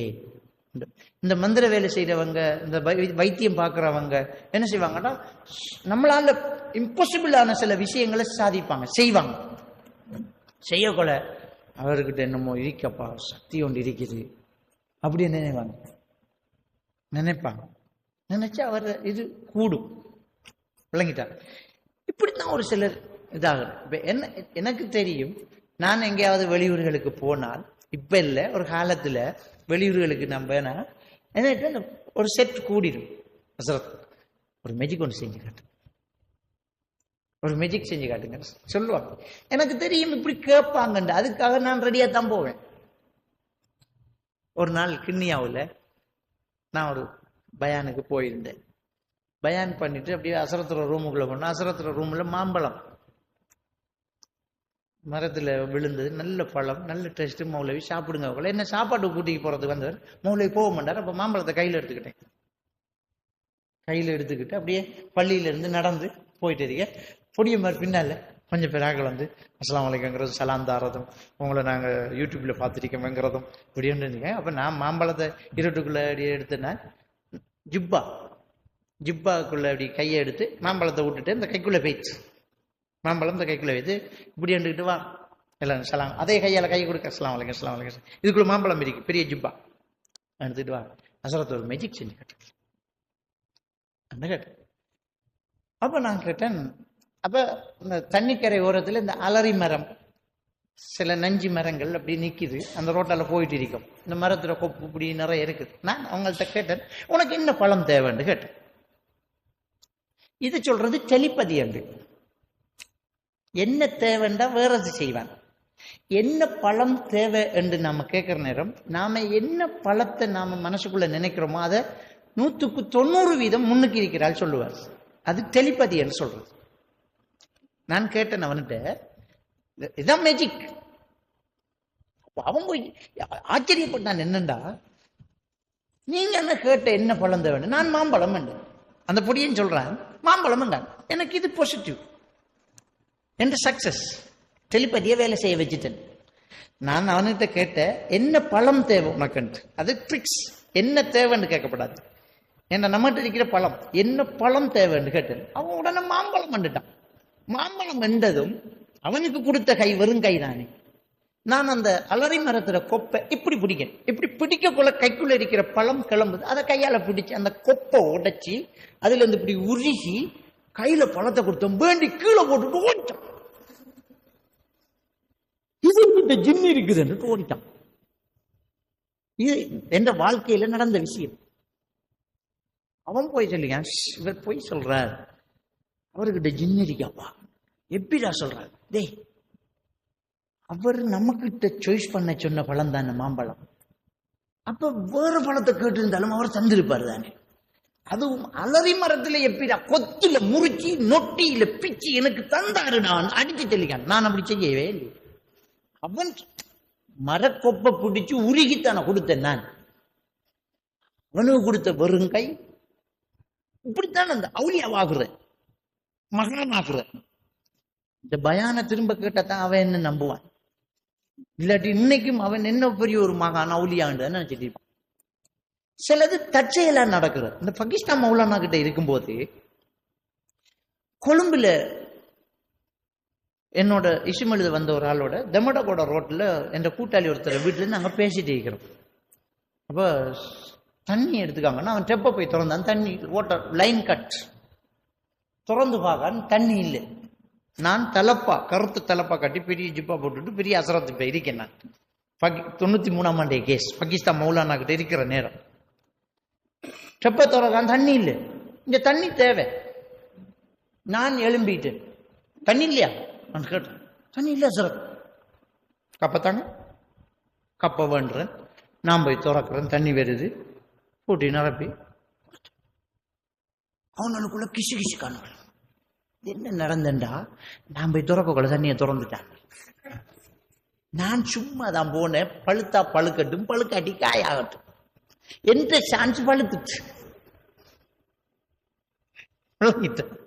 இப்படி சிலது எதிர்ச்சியாக நம்மளை ஹீரோவாக்கி விட்டு.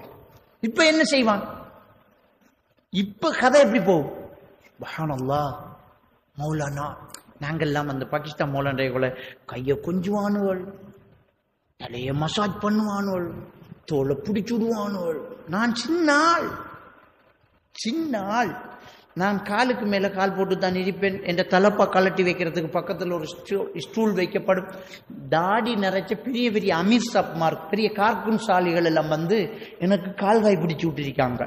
வெள்ளை விரிச்சு கதிரையில் உரிப்பாட்டுவாங்க. பாகிஸ்தான் மௌலானா. பேர் என்ன? மௌலானா. எனக்கு சொல்றது இப்ப கொஞ்சம் மதிக்க மாட்டான். விளங்கிட்டான்.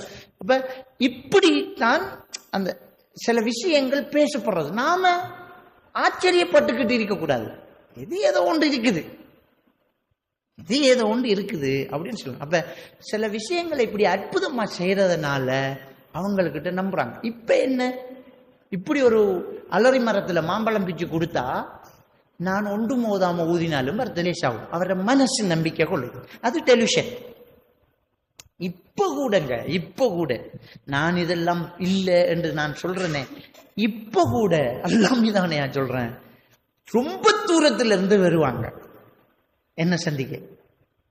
என்ன கொஞ்சம் ஓதிப்பாரு, தேவையில்லை கொஞ்சம் நீங்க ஓதிப்பாரு. நான் ரசூல்லா சின்ன துவாவை ஓதுவேன், சிறுக்கில்ல தானே ரசூல்லா சொல்லி தந்தாங்க, அல்லாஹும்ம ரப்பனா ஸதிஹிபில் பஷ்ஃபி அந்த ஷாஃபில் ஆஷிஃபா.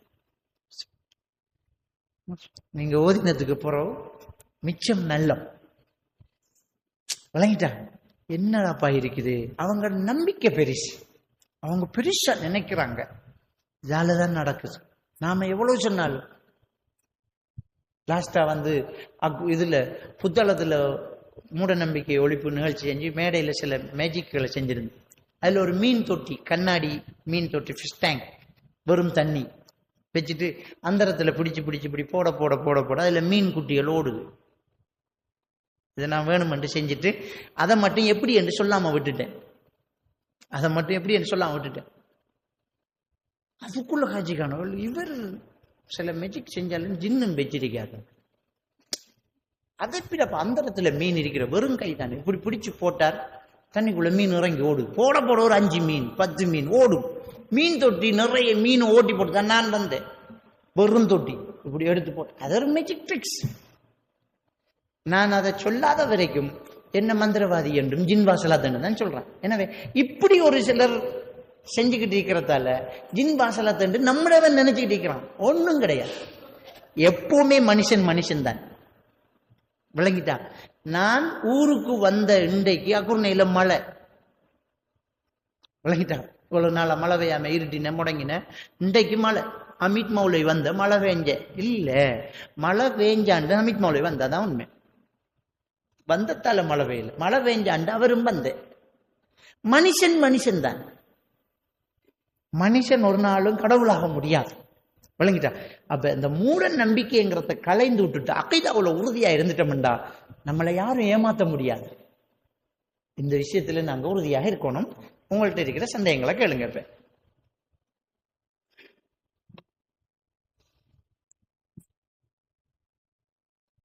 ஏதாவது டவுட்டுகள் தலைப்புக்குள்ள உங்களுக்கு ஏதாவது டவுட்டுகள் சந்தேகங்கள் இருந்தா கேளு. நான் சில விஷயங்களை பேசாம விட்டிருக்கலாம் தானே, அதுக்குத்தான்.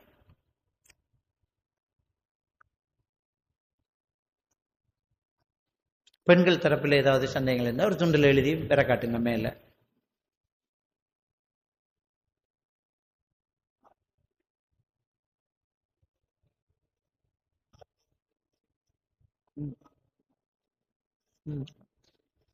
அதாவது அவர் ஒரு கேள்வி கேட்கிறார், நாள் பார்க்கறது, நல்ல நாள் பார்த்து கடை துறக்கிற, விவசாயம் பண்ற, மரம் நாட்டுற, விளங்கிட்டா? இல்லாட்டி சொல்லுவாங்க சனிக்கிழமை முடிவெட்டுற சரியில்லைம்பாங்க. இப்படி நாள் பார்க்கறது இஸ்லாத்தில் இருக்குதா, நாளுக்கு ஒரு சிறப்பு இருக்குதா அப்படி என்று கேட்டா, அத இஸ்லாமிய மார்க்கத்துல ரசூலுல்லாஹி ஸல்லல்லாஹு அலைஹி வஸல்லம் அவங்க சொல்றாங்க, சூரியன் உதிக்கும் தினத்தில் வெள்ளிக்கிழமை ஒரு சிறந்த தினம் என்று சொல்றாங்க. வெள்ளிக்கிழமை ஒரு சிறந்த நாள் என்று சொல்லிட்டு அதுக்கு காரணம் சொல்றாங்க. வெள்ளிக்கிழமையில தான் ஆதம் அலைஹிஸ்ஸலாத்தை அல்லாஹ் படைச்சான். வெள்ளிக்கிழமையில தான் அல்லாஹ் தஆலா ஆதம் அலைஹிஸ்ஸலாத்தை இந்த பூமிக்கு இறக்கினான். வெள்ளிக்கிழமையில தான் அல்லாஹ் தஆலா ஆதம் அலைஹிஸ்ஸலாத்துடைய தௌபாவை ஏற்றுக்கொண்டான். வெள்ளிக்கிழமையில தான் அவர் மரணித்தார். வெள்ளிக்கிழமையில தான் இந்த உலகம் அழியும். விளங்கிட்டா? வெள்ளிக்கிழமையில் என் மீது அதிகம் ஸலவாத்து சொல்லுங்கள் என்று சொல்றார். அப்ப இந்த சிறந்த நாளுக்கு காரணம் இவ்வளவு. அதுல உலகம் அழிகிறதும் ஒரு நாள். உலகம் அழிகிறதை எப்படி நம்ம நல்லதா எடுக்கிற அந்த நாள்ல நடக்கிறத எல்லாம் ரசூலா சொல்லிட்டு அந்த சிறந்த நாளை என்ன செய்யணும்ங்கிறத ரசூலா சொல்றாங்க, என் மீது அதிகம் ஸலவாத்தை சொல்லுங்க. அவ்வளவுதான். சிறந்த நாள்ண்டா அண்டைக்கு பார்த்து கடையை தொடங்க, அண்டைக்கு நீங்க வியாபாரத்தை மிம்பர்ல இமாம் ஏறினால் இறங்கும் வரைக்கும் நிறுத்துங்க என்று சொல்றாங்க.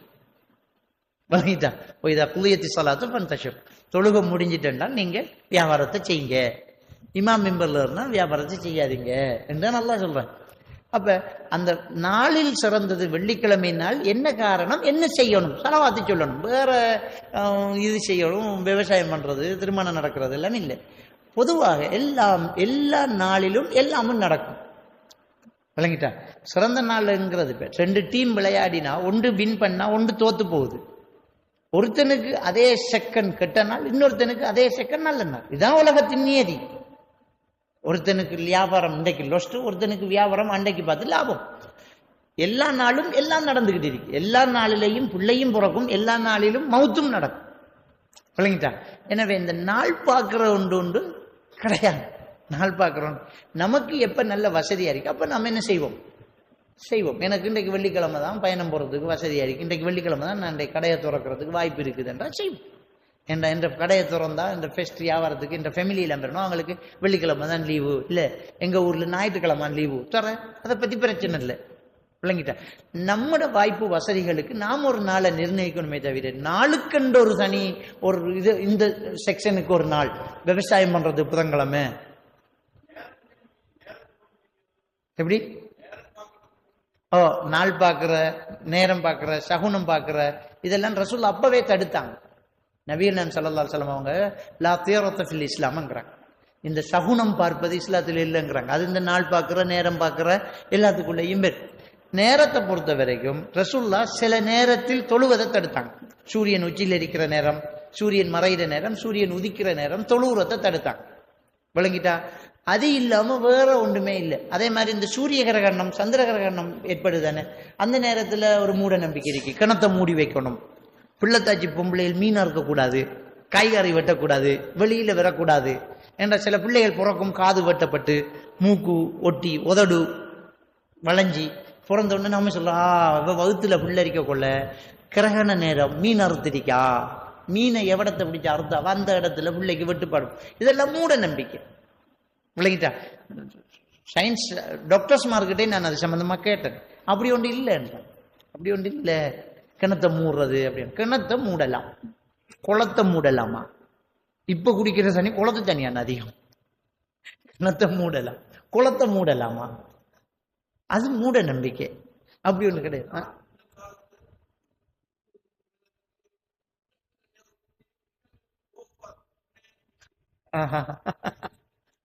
அதுல அவர் சின்ன வயசுல கிரகண நேரம் கட்டிலுக்கு அடியில் ஒளிச்சிக்கிறாம வேண்டாம், மிருகத்துக்கு கோபம் பெறுமா நேரம். ஒவ்வொரு காலத்திலையும் ஒவ்வொரு விஷயத்துல மக்களுடைய சில நம்பிக்கைகள், பெரியாக்கள் சொல்றத பிள்ளைகள் நம்புறதானே, அதான் அந்த மூட நம்பிக்கையாக வந்தது. அதே நேரத்துல வயசான ஆக்கள் சொல்ற விஷயங்கள் சிலது அறிவுபூர்வமானது, அது மூட நம்பிக்கை எடுக்க இயலாது. ஆனா மக்களுக்கு பிள்ளைகளுக்கு வழங்கப்படுத்தணுங்கிறதுனால விவரம் சொல்லாம அது ஆகாது, இது கூடாதுன்னு சொல்லுவாங்க. உதாரணத்துக்கு பாய் இருக்குத்தானே, பாய இப்படி உருட்டி பாய் அசவுல இப்படி தம்பிப்பாங்க, என்ன இப்படி தம்பி, இப்படி குத்தி வைக்கிறது ஆகாது என்று பழையாக்கள் சொல்லுவாங்க. இப்படி குத்தி வச்சா ஆகாதுன்னு சொல்லுவாங்க. அதை நம்ம பார்த்தா என்ன ஆகும், இப்படி வச்சா என்ன ஆகா, அதெல்லாம் மூட நம்பிக்கை இல்லை, அது புத்திசாலித்தனம். பிள்ளைகளுக்கு வழங்கப்படுத்திக்கு நிற்கணுங்கிறதுக்காக இப்படி வைக்கிற ஆகாதுன்னு சொன்னாங்க. அதாவது பன்னால தானே பாய் இழைப்பாங்க. இந்த பாயில இந்த விளிம்பில தான் இந்த பண் போய் டேர்ன் ஆகுது, இந்த பண் போய் மடிச்சு அடுத்த லைனுக்கு வாரது இந்த விளிம்பில். அதை உருட்டி இப்படி குத்தி குத்தி வைக்கக்குள்ள இந்த இடம் தேயும். இது தேஞ்சு ஒரு பண் அந்தா பாய் பிரிஞ்சிடும். பாயை இப்படி வச்சா ஆயுசு நீடிக்கும், இப்படி வச்சா ஆயுசு குறையும். அப்ப பழையாக்கள் இதை விளங்கப்படுத்தி இது தேஞ்சி அந்த பண் பிரியும் என்று சொன்னா அந்த பிள்ளைகளுக்கு அது விளங்கப்படுத்தா. ஒரே வார்த்தை, குத்தி வைக்க ஆகா கழிச்சு வை, குத்தி வைக்க ஆகா கழிச்சு வை. இது காலப்போக்கில் மூட நம்பிக்கையா போச்சு. உண்மையில அது மூட நம்பிக்கை இல்லை, அது அறிவுபூர்வமான. இப்படி ஒரு சில விஷயங்களை என்ன செய்யறாங்கண்டா மூட நம்பிக்கையாக மாத்தினாங்க. பார்த்தா அது அறிவுபூர்வமான. ஏன் யோசிச்சா பழையாக்கள் புத்திசாலித்தனமா சொல்லிக்காங்க. முதலெல்லாம் சமையலற வீடு வேறத்தான் இருக்கும். நான் சின்ன வயசுல எல்லாம் வீடு வேற சமையலற வேறதையாத்தான் இருந்திருக்குது. கிடுகு வேலிகள், அடுப்பு மூட்டி விறகு அடுப்பு. அப்போ ஒரு பழக்கம் சொல்லுவாங்க, என்னண்டா வீட்டு கூரையிலிருந்து ஒரு ஓணான் சமையலறை கூரையில பாஞ்சு விழுந்து ஓடுதென்றால் வீட்டுல பறக்கத்து நிக்காது என்று பழையாக்கள் சொல்லுவாங்க. இது என்னடா மூட நம்பிக்கையா இருக்கேன்னு பார்த்தா அவங்க என்ன சொன்னாங்க என்றால், வீட்டு குஷினியில தான் அதிகமா நெருப்பு பிடிக்கும். விறகடுப்பு தானே, குஷினி சமையலறை எரிஞ்சா சமையலறை தான் எரியணும், அந்த நெருப்பு வீட்டுல தாவிடக்கூடாது. அதனால அதை தள்ளி வைக்கிற தூரம் ஒரு ஓனான் பாயிற அளவுக்கு இல்லாம இருக்கணும் என்றது அவங்க ஐதீகம். அத பிள்ளைகளுக்கு விளங்கப்படுத்தாம வீட்டு கூரையில இருந்து ஒரு ஓனான் சமையல் கூரையில பாஞ்சா அது ஆகாது என்று சொன்னாங்க. இப்படி ஒரு சில விஷயங்கள், அறிவுபூர்வமான விஷயங்களை தெளிவா சொல்லாம ஆகாதுன்னு ஆக்கினது மூட நம்பிக்கை என்ற பெயர்ல நாம நினைச்சுக்கிட்டு இருக்கோம். அது புத்திசாலித்தனம், அது மூட நம்பிக்கை இல்லை, அது அறிவுபூர்வமானது. நாடி பார்த்து வைத்தியம் பண்றாங்கிறது மருத்துவத்துறையோடு சம்பந்தப்பட்ட ஒரு விஷயம், அது மூட நம்பிக்கை இல்லை. ஒரு மனிதனுடைய நாடி துடிப்புகள் அவனுடைய உடலில் உள்ள நோய்களினுடைய அடையாளங்களை காட்டு. கொலஸ்ட்ரால் இருக்குது, இவருக்கு இழப்புத்தன்மை இருக்குது, இப்படியான விஷயங்களை எங்கட வாப்பாலாம் நாடி பிடிச்சு பார்க்கறதுல ரொம்ப திறமையானாங்க. இப்ப கூட நீங்க எங்கட வாப்பா மருத்துவம் செய்தவர், அவர்கிட்ட நீங்க உங்களோட நோயை சொல்ல தேவையில்லை, கையை வச்சா அந்த கையில அந்த நாடியில அப்படி நாடி துடிப்பை பார்த்துட்டு உங்களுக்கு இருக்கிற நோய் இல்லாம அவர் சொல்லுவார். புருஷாத்திரம் சொல்லுவார், தம்பி உங்களுக்கு இன்ன பிரச்சனை சரியா இருக்கு. அது மருத்துவத்தோடு சம்பந்தப்பட்டது. முஸ்லிம்களிடத்துல இருந்த ஒரு பாரம்பரிய மருத்துவ முறையில ஒன்றுதான் நாடி பிடிச்சு பார்த்து மருத்துவம் சொல்றது. அது மருகி போயிட்டு இருக்குது, விளங்கிட்டா? அப்படி நிறைய பேர் இருக்கிறாங்க, நாடி பார்த்து மருத்துவம் சொல்லுவாங்க. உங்களுக்கு இன்னும் பிரச்சனைக்கு டயக்னோஸ் பண்ணிடுவாங்க. இப்போ நோயாளி ஒரு ஊமையா இருந்தா நாடியை பிடிச்சி போட்டு அவருக்கு மருந்து கொடுக்கலாம். இவருக்கு இன்னும் பிரச்சனை இருக்குன்னு அவனுக்கு விளங்கப்படுத்த இல்லாது, விளங்கிட்டா? அந்த அளவுக்கு அது மூட நம்பிக்கை இல்லை, அது மருத்துவத்துறையில் உண்டு. ஆனா ஒரு சிலர் சும்மா ஏமாத்துறாக்களும் இருப்பாங்க. அப்படி இல்லாம இருந்தா சரி.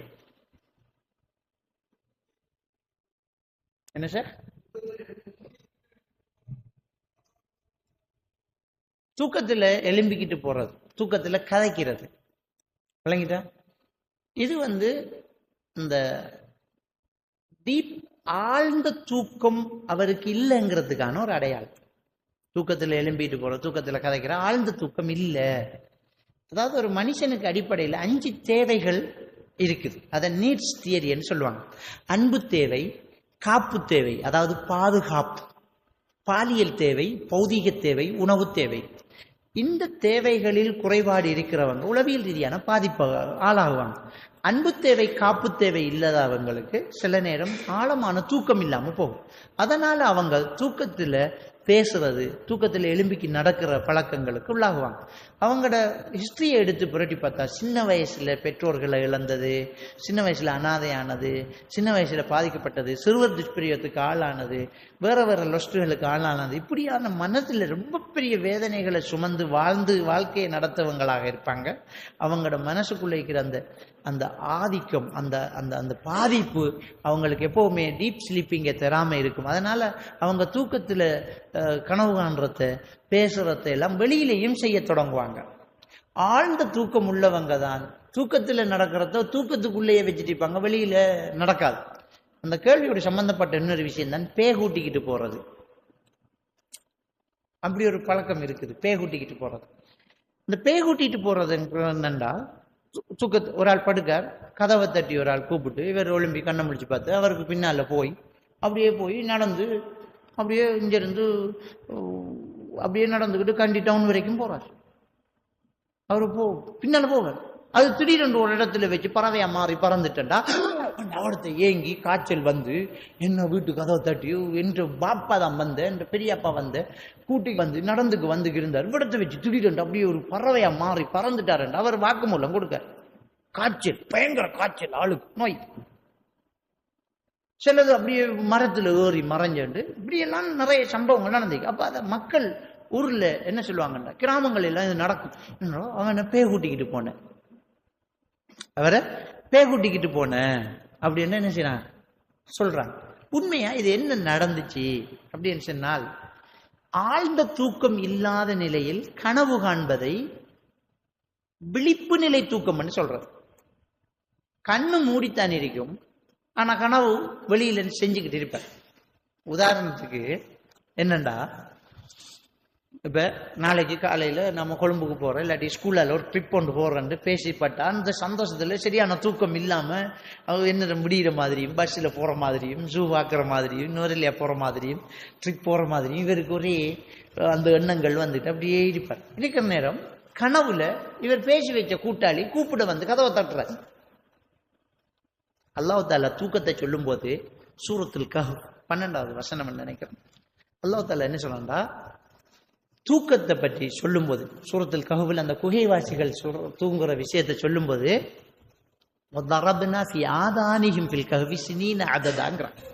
அவர்களின் காதில் பல ஆண்டுகள் நாம் சீல் வைத்தோம்ங்கிறார். தூக்கத்தை கண்ணுல சீல் வச்சோம் என்று சொல்லல, காதில் சீல் வச்சோம் என்று தான் சொல்றான் அல்லாஹ். நம்ம தூங்குறதுக்கு போனோம்டா கண்ணை மூடினா தூக்கம் பெறாது, காது மூடினா தான் தூக்கம் பெறும். காது மூடுறது நாம இல்லை, அந்த வெளியில என்ன பேசிக்கிட்டு இருக்கிறத கேட்டுக்கிட்டு அப்படியே படுத்தவருக்கு இந்த சவுண்டு கட்டாயினா அவர் தூங்கிட்டார். அதுக்கு பிறகு இந்த காதுல வேற சவுண்டு ஸ்டார்ட் ஆயிரும், கனவுல வர்றது காதுல கேட்கும். இப்போ ஒரு ஆள் தூங்குறாருண்டா அவரை கண்ணை இப்படி திறந்து எழும்ப மாட்டார், அவரை பேரை சொல்லி எழுப்பணும். யா ஃபுலான், தம்பி தம்பி தம்பி தம்பி, பாப்பா பாப்பா பாப்பா, ஒரு 5வது சத்தம் 6வது சத்தம் காதுல ஒழுங்கு எழுப்போம்.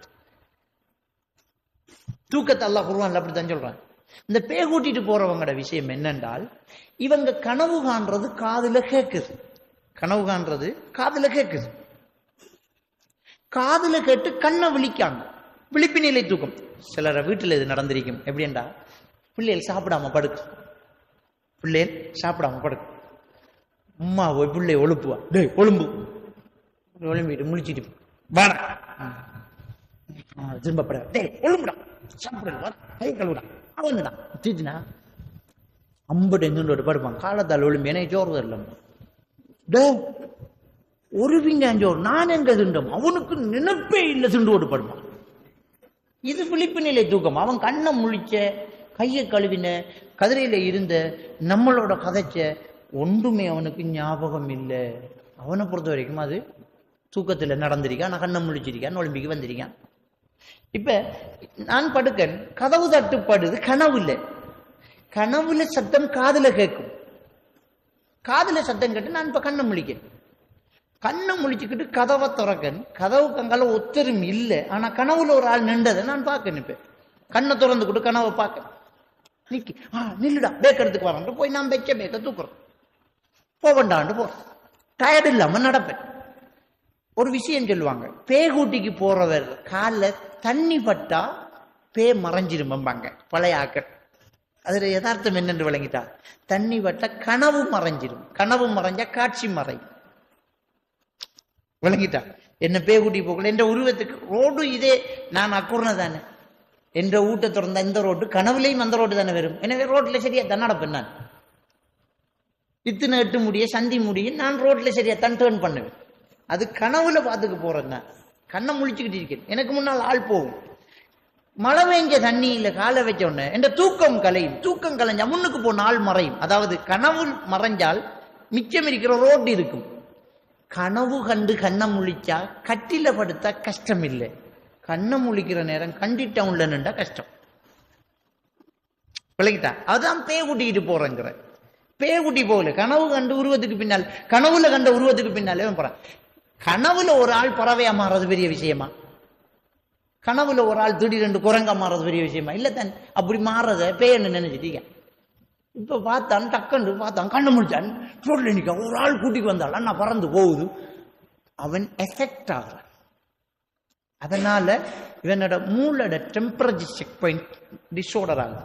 டிஸார்டர் ஆனா சூடானா காய்ச்சல் வரும், காய்ச்சல் வந்து படுப்பான். விலகிட்டாங்க.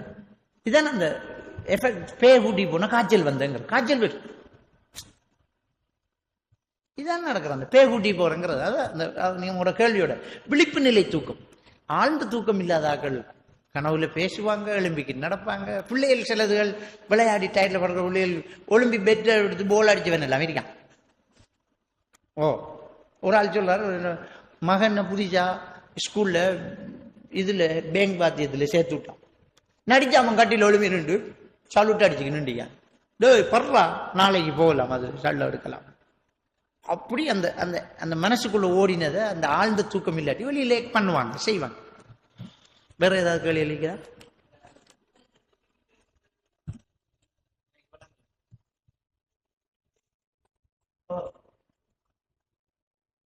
அதுவும் அப்படி இருக்கலாம். தூக்கத்துல திணுக்கிட்டு எழும்புறது, அது அந்த கனவு கண்டு ஒரு எஃபெக்ட் ஆகக்குள்ள அவரை தூக்கம் கலையுது, அது ஒன்றுமில்லை. பெரும்பாலும் அப்படி இருக்கிற ஆட்களுக்கு இந்த அமைதிப்படுத்துதல், ஆறுதல் படுத்துதல், அணைச்சிக்கிட்டு இருக்கிற பேரண்ட்ஸ் நான் பாதுகாப்பாத்தான் இருக்கேன் மகன் என்ற உணர்வை கொடுக்கறதுனால சரியாக்கலாம்.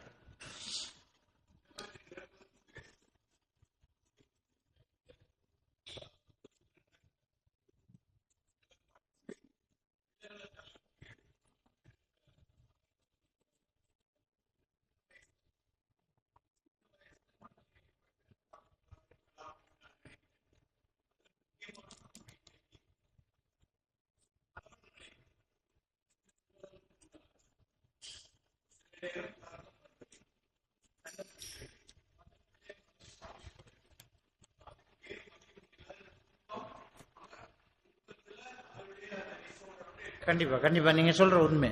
அதாவது அவர் என்ன சொல்றாருண்டா, இன்றைக்கு சின்ன பிள்ளைகள் தூக்கத்துல நடக்கிற இது சின்ன பிள்ளையோ பெரிய ஆளோ சின்ன வயசுல ஏற்பட்ட மனத்தாக்கம், அந்த தாக்கத்துக்கு ஒரு பெரிய பங்கு பிள்ளைக்கு முன்னால பெற்றோர்கள் சண்டை செய்யறது, பெற்றோர்களுடைய பிரச்சனைகளை பிள்ளை பார்த்துக்கிட்டு இருக்கிறதுனால பிள்ளைக்கு அன்பு தேவையும், அதுதான் நான் ஆரம்பத்தில் சொன்னேன், அன்பு தேவையும் காப்பு தேவையும் இல்லாம போகும்.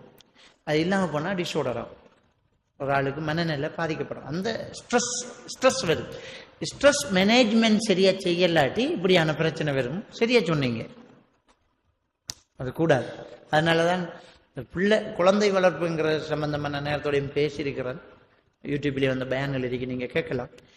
பிள்ளை வளர்க்குற விஷயத்துல பிள்ளைக்கு முன்னால பெற்றோர்கள் ஒரு நாளையும் சண்டை செய்யக்கூடாது. ரசூலுல்லாஹே சொன்னாங்க, கணவன் மனைவி அவங்களுக்குரிய உரிமைகளை பற்றி சொல்லும் போது, உங்க மனைவிக்கும் உங்களுக்கும் இடையில பிரச்சனை உங்க வீட்டுக்குள்ளே இருக்கணும். ஒலா தஹஜுருஹுன்ன இல்லா ஃபி புயூத்திக்கும் பண்ணாங்க. பொண்டாட்டி புரிச்சன் பிரச்சனை வீட்டுக்குள்ள வச்சுக்கோங்க, பிள்ளைகளுக்கு முன்னால வச்சுக்காதீங்க. நாங்கள் ரசூலுல்லாஹ் நம்ம வாய்த்தாக்கம் செய்யறத பிள்ளை கேட்டுக்கிட்டு இருந்தா பிள்ளைக்கு ஒரு பாதுகாப்பு இல்லை, ஒரு அன்பு இல்லை என்ற ஒரு உணர்வு வரும். அது வந்தால் அது பிள்ளைக்கு உளவியல் ரீதியான ஒரு பெரிய பாதிப்பை கொண்டு வரும். ஆனால் உண்மையை கடந்த காலங்களில் பாப்பாவோட இருந்த பிள்ளைகள் சோறு திங்கிற, விரலை பிடிச்சிக்கு நடக்கிற, கூடவே இருக்கிற பாப்பா உம்மாவோட ஒழுக்கங்களை பிள்ளைகள் படிச்சுது. இப்போ பாப்பாவும் பிஸி, உம்மாவும் பிஸி. என்ற அவருக்கு டிவி, இவருக்கு ஃபோனு, தொழிலும் இல்லை ஒன்றும் இல்லை. ஆனால் ஐ எம் வெரி பிஸி. பிள்ளைகளை வளர்க்குற ஆட்டோக்காரனும், டீச்சர்மாரும், கிளாஸ் நடத்துகிற ஆளும், ரோட்டில் நிற்கிறவனும், கொடுக்காரனும். அப்போ பிள்ளைகள்கிட்ட சரியான ஒரு மாற்றத்தை நாம கொண்டு வரையில. உண்மையிலே பிள்ளைகளை நம்ம அந்த காலத்தில் ஒரு பொடியன் தவறு செஞ்சாடே பாப்பாவோட இருந்து சோறு துண்டிக்காடா நீ அங்கே இருக்கிற, ஏன்னா பாப்பா உள்ள உறவு நல்ல ரிலேஷன்ஷிப் நல்லா இருந்தால் பிள்ளை நல்லா வரும். இன்றைக்கி நம்ம பிள்ளைகளை கூட்டிகிட்டு பள்ளிக்கு வரணும், பிள்ளைகளோட நம்ம டைம் பாஸ் பண்ணணும், பிள்ளைகளோட உட்கார்ந்து விளையாடணும், பிள்ளைகள மனசில் இருக்கிற கவலைகளை முகத்தை பார்த்துட்டு இஞ்சி வாமா என்னடா ஒரு மாதிரி ஆகிக்கிற என்னடாண்டு ஒரு ஃப்ரெண்ட்ஸாக ஒரு பாப்பா நடந்தால் பிள்ளைக்கு ஒரு பிரச்சனையும் இருக்காது. இப்போ நாம சரியான பிஸி, அவன் ஒளிம்பிடுறதுக்கு முன்ன வெட்டக்கிறங்கிற, அவன் தூங்கினது போகிற வீட்டுக்கு போகிறேன் விளங்கிட்டான். அவனுக்கு வாப்பா சந்திக்கிறதுக்கு போயாடே வரணும், போயாடே வாப்பா கிட்ட வந்தா போடாடே என்றோடு இவர் வெட்டைக்கு போறாச்சு. அப்ப எப்படி பிள்ளை நல்லவர்? கண்டிப்பா அவர் சொன்ன விஷயம், பிள்ளைகளோட நம்மளோட ரிலேஷன்ஷிப், அன்பை கொடுக்கறது, அரவணைப்பை கொடுக்கறது கண்டிப்பா இருக்கணும். அது ஒரு கேள்வி கேட்குறாங்க, நமக்கு ஏதாவது பிரச்சனை வரக்குள்ள டக்குன்னு குர்ஆன் எடுத்து ஒரு பக்கத்தை விரிச்சு அதை வாசிக்கிறது, அதுல இருந்து நாம் ஒரு முடிவு எடுக்கிறது. இது ஒரு மூட நம்பிக்கை. ஆனா குர்ஆன்ல எல்லா விஷயங்களும் சொல்லப்பட்டிருக்கு. சில நேரம் நாம குர்ஆன் எடுத்து விரிச்சா நமக்கே வந்த வசனம் மாதிரி ஒரு வசனம் இருக்கும், விளங்கிட்டா? அது உண்மையிலே குர்ஆன்ல உள்ள மகிமை. அது மூட நம்பிக்கையா எடுத்துடாம நமக்கு பிரச்சனைகள் அது இதுகளில் குர்ஆனை கொண்டு நாம தீர்த்து கொள்ளணும்னு நாம நினைச்சு குர்ஆனை பார்த்து அதுல உள்ள சில வசனங்களை நாம எடுத்து நடக்கிறது தப்பு கிடையாது.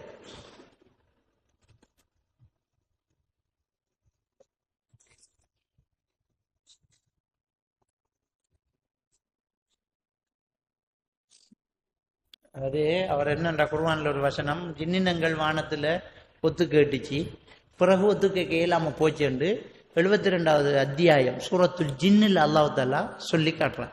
சொல்லும் போது என்ன செய்யறான்னா, நாம் எறிகற்களாக இந்த நட்சத்திரங்களை எறிகிறோம். அப்ப அல்லாஹ் தஆலா சூரத்து ஜின்னில் சொல்றான், நாங்கள் ஒத்துக்கமாக போனோம், இப்ப வஜத்னா நாங்கள் அந்த வானத்தில் எரிகற்களை நாங்கள் பெற்றுக்கொள்றோம் அந்த ஜின் சொல்லுது. அதுக்கும் நான் சொன்னதுக்கும் முரண் கிடையாது.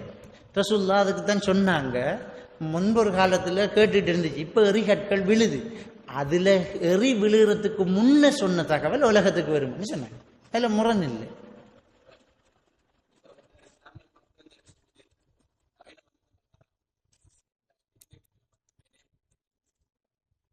அதாவது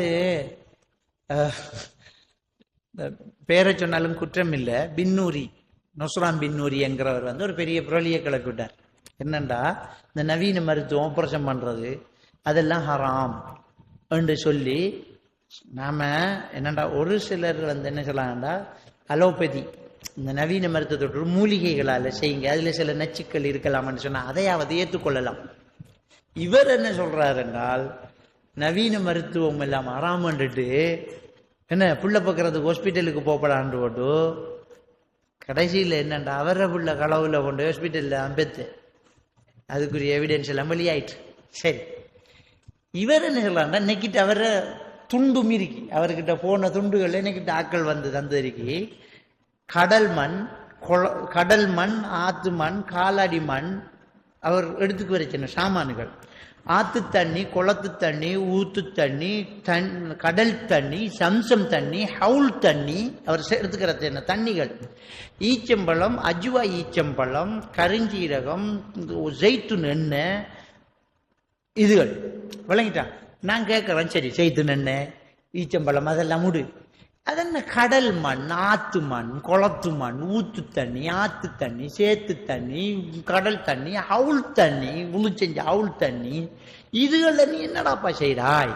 தகடு கொடுத்திருக்கார், தகடு கொடுத்திருக்கார், நூல் கட்டிருக்கார், இதெல்லாம் இஸ்லாம் தடுத்த விஷயங்கள். அவர் நோயை பிரிச்சு போட்டு கையை வச்சு பார்த்து போட்டு ஓதி பார்த்து போட்டு இது ரூஹானியத்து பிரச்சனைங்க. எங்கடா இருக்கு இந்த ரூஹானியத்து பிரச்சனை? ரூஹானியத்து பிரச்சனை, ரூஹானியத்து பிரச்சனை சொல்லி இந்த பேய் நோய் என்று பிரிக்கிற மாதிரி இது ரூஹானியத்து பிரச்சனை சொல்லி அதுக்கு சும்மா இல்லை, அந்த லிஸ்ட்டுக்கு விலை 20,000 ரூபா 30,000 ரூபா மனுஷன்ட்ட காசை பிடுங்கி ஏமாத்தி ப்ராடு பண்ணிக்கிட்டு இருக்கிறத நாங்கள் பார்க்கல. அதில் என்னன்னா, உங்களோட பிரச்சனைக்கு ஒரு மாடாரத்துக்கு கொடுக்கணும், ஒரு மாடாரத்துக்கு கொடுக்கணும், அது பாதிக்கப்பட்ட ஒரு ஏரியாவுக்கு நாங்கள் கொடுப்போம், நீங்கள் காசை தந்தால் நாங்கள் மாடாரத்துக்கு கொடுப்போம். நடக்கும், அது மாடாரத்துக்கு கொடுக்குறவர் மார்க்கத்தை இப்படி புரட்டி போட்டு இப்ப ஊரெல்லாம் அவர் போய் ஜும்மா கொடுத்து அல்லாஹ் எங்கும் உள்ளான், உருவமற்ற இறைவன் என்கிற ஒரு வழிகட்ட கொள்கையை பரப்பிக்கிட்டு அல்லாஹ் எல்லா இடத்தையும் இருக்கான், அரசியல இருக்கான் என்று செல்லையில்தான், அல்லாஹ் எங்கும் இருக்கானாம் என்று இடத்தை பிடிக்கிறது, இந்த மருத்துவத்தை செய்யறது, இப்படி விஷயம். அதை தடை பண்ணி, அதுக்கு எதிராக தடை பண்ணி, இது போலி வைத்தியம், லைசன்ஸ் இல்லாத வைத்தியம் என்று 6 நாளையில் டாக்டர் கோர்ஸ் அதுக்குள்ள, அது வேற. இந்த ரூஹானியத்து நோயை 6 இந்த பிரச்சனையை கண்டுபிடிச்சி மருத்துவம் செய்கிற வழிமுறை 6 நாளையில் படிச்சு கொடுக்காரு. இப்படி ஏன் நான் அதை பேரை சொல்லி அவரை பேசுறேன்னா, சமுதாயத்தை வழிகெடுக்கிறதால அதை நாம அடையாளப்படணும், தெரிஞ்சு கொள்ளணும் என்கிறதுனால தான் நான் சொல்றேன். இதெல்லாம் புராடு, ஏமாத்துங்கிறத நாம் என்ன செய்யணும், தெளிவா புரிஞ்சுக்கணும். கண்ணூறு ரசூலுல்லாஹ் சொன்னாங்க, அல் ஐனு ஹக்குன், கண் திருஷ்டி உண்மை அப்படிங்கிறாங்க. சரியா? அதுக்கு ரசூலுல்லாஹ் சில துஆக்களை சொல்லி தந்தாங்க. அஊது பி கலிமாத்தில்லாஹி தாம்மா வ மின் குல்லி ஷைத்தானின் வஹாம்மா வ மின் குல்லி ஐனின் லாம்மா, இதை ஓத சொல்லி ரசூலுல்லாஹ் சொன்னாங்க. அந்த ஹதீஸுகள் இருக்குது. அப்ப நாம கண்ணூருக்கு, அந்த கண்ணூருக்கு ஓதுவோம். எப்படி கண்ணூர் என்று கண்டுபிடிக்கிற? நமக்கு சந்தேகம் பெறுது, இது கண்ணூரா இருக்கும், அழகா புள்ள சாப்பிட்டுட்டு எவ்வளோ ஒரு ஆள் இந்த புள்ள நல்லா சாப்பிடுதுன்றார், அதோட சாப்பாடு இறங்குது இல்லை, அப்ப கண்ணூர் அரிக்கணும் வேண்டாம். கண்ணூருக்கு அவ்வளவு சக்தி இருக்குது. அது ஐனு ஹக்குன்னாங்க ரசூலுல்லாஹ், கண்ணூர் உண்மைன்னாங்க, அது சரியான ஹதீஸ். அப்ப ஆச்சரியத்தை கண்டு, விசித்திரத்தை கண்டு பார்த்தா அது கண்ணூர் படும் என்றிருந்தால், நடிகைகளை பார்த்து எத்தனை பேர் ஆச்சரியப்பட்டாங்க, அவளுக்கு வகுத்து வலி வந்துச்சா. இப்ப இந்த கண்ணூரை மறுக்கக்கூடிய கூட்டம் சொல்லக்கூடிய விஷயம், நீங்க பேர் அதன பூந்தோட்டத்தை பார்த்து வான்றீங்க, பூ உதிர்ந்துச்சா என்றது. இப்ப கண்டு ஆச்சரியப்பட்டு எல்லாமே கண்ணூர் ஆகணும் என்று இஸ்லாம் சொல்லலையே. அல்லா நாடி கண்ணூர் எத்தனை பிள்ளைகள் சாப்பிடுது, எத்தனை பேரை பார்க்கணாமே, அல்லா நாடி ஒருத்தர் சொன்னது பலிச்சு அது கண்ணூர் ஆகுது. விளங்கிட்டா? இதுக்கு விஞ்ஞான விளக்கம் நிரூபிச்சுக்கிட்டு போனா, இஸ்லாத்துல உள்ள எல்லாத்தையும் நிரூபிக்க சொன்னா நம்மளால இயலாம். ஒழு செய்யறது சுத்தம் பண்ணு பெருசா மார்படிச்சுக்கிட்டு பார்த்தீங்களா எங்கட இஸ்லாம் எவ்வளவு சுத்தத்தை சொல்லுது. நாங்க ஒழு செஞ்சு எங்களோட உடல் உறுப்புகளை கழுவி தூய்மைப்படி செத்து போன செல்லெல்லாம் கழுவுறோம். அவன் கேட்பான், தண்ணி இல்லாட்டி திரும்ப புழுதி எடுத்து பூசுறதுக்கு என்ன சொல்ல போறாங்கன்னா நாம் என்ன பதில் சொல்றோம்? விளங்கிட்டா? பண்டி இறைச்சி சாப்பிடக்கூடாது இஸ்லாம் சொல்லியிருக்கு. பண்டி இறைச்சியில் ஒரு கொக்கி புழு கொண்டு இருக்கு. அது எத்தனை பாக செல்சியஸ்ல சூடாக்கினாலும் அது சாகாது. இஸ்லாம் ஹராமாக்கிருக்கு. இப்போ அவன் சொல்ல போறான், இப்போ டெக்னாலஜி வந்திருக்குது, இறைச்சை கொண்டு வச்சு 180 பாக செல்சியஸில் நாங்கள் ஹீட் பண்ணிட்டு எடுத்தோன்னா அந்த கொக்கி புழு சாகுதுங்கிறது நிரூபிக்கப்பட்ட உண்மை. பண்டி இறைச்சி திம்பையானி விஞ்ஞானத்தை பற்றி நாம் எடுக்கல. இஸ்லாம் இதை ஹராம் பண்ணிச்சு, இதை எடுக்கும். இது ஹலால். கபுரு வேதனை உண்டு, நிரூபிக்கலாமா? கபுரு வேதனை உண்டு, நிரூபிக்கலாம். தோண்டி பார்த்தா எலும்பு தான் நடப்பா இருக்கு. எங்க வேதனை நடந்த திரும்ப அதே இடத்துல மையத்தை அடக்குறோமே நாம, நிரூபிக்க இயலாது. இஸ்லாம் சொன்னது அப்படியே நம்பிக்கிட்டு இருக்கும். எதை நிரூபிக்கணும்னா இது ஹதீஸ் சஹி, ஓகே, இது குர்ஆன் சரி. கண்ணூர் ஹக்குங்கிறது ரசூலுல்லாஹ் சொன்ன ஹதீஸ் சஹி. நிரூபிக்கிறதுக்கு போனா நிறைய விஷயங்களை நிரூபிக்கலாம். அப்போ எப்படிங்கிறது என்ற மூளைக்கு தெரியாது. ஆனா ரசூலுல்லாஹ் கண்ணூர் உண்மைண்டாங்க, உண்மை. அதுக்கு துவா சொல்லி தந்தாங்க, துவா. விளங்கிட்டா? அதை தர்க்க ரீதியாக தாஜ்மஹால் எத்தனை பேர் பார்த்தாங்க, இடிஞ்சு விழுந்துச்சாண்டா. இதெல்லாம் ஒரு புத்திசாலித்தனமான வாதம் இல்லை. ஏனண்டா இஸ்லாத்திலையும் கண்ணூரை பற்றி சொல்லும்போது கண்டு ஆச்சரியப்பட்ட உடனே அது கண்ணூர் தான் என்று சொல்லவே இல்லை. கண்டு ஆச்சரியப்பட்டதில் கண்ணூர் இருக்கும். விளங்கிட்டா? கண்டதெல்லாம் ஆச்சரியம் பண்ணா நீங்க சொல்ற சரி வாதம் ஓகே, தாஜ்மஹால் இடிஞ்சு விழுந்திக்கணும், நடிகைகள் எல்லாம் செத்திரிக்கணும். விளங்கிட்டா? ஒண்ட கண்ணுக்கு தான் நடிகை அழகா தெரிவாள், நடிகை அசிங்கமா பார்க்கறாங்களும் அதிகமா இருக்காங்களே. அப்ப ஒண்ட கண்ணு எங்க வர்ற? சோ இது கண்ணூர் உண்மை, துவா இருக்குது, அதை நாம ஒதுக்கணும்.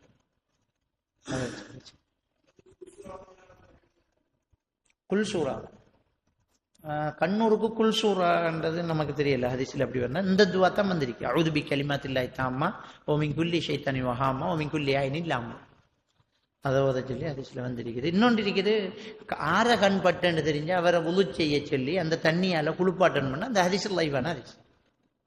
அப்படி ஒன்று முடிச்சுக்கோமா? سبحانك اللهم وبحمدك أشهد أن لا إله إلا أنت أستغفرك وأتوب إليك.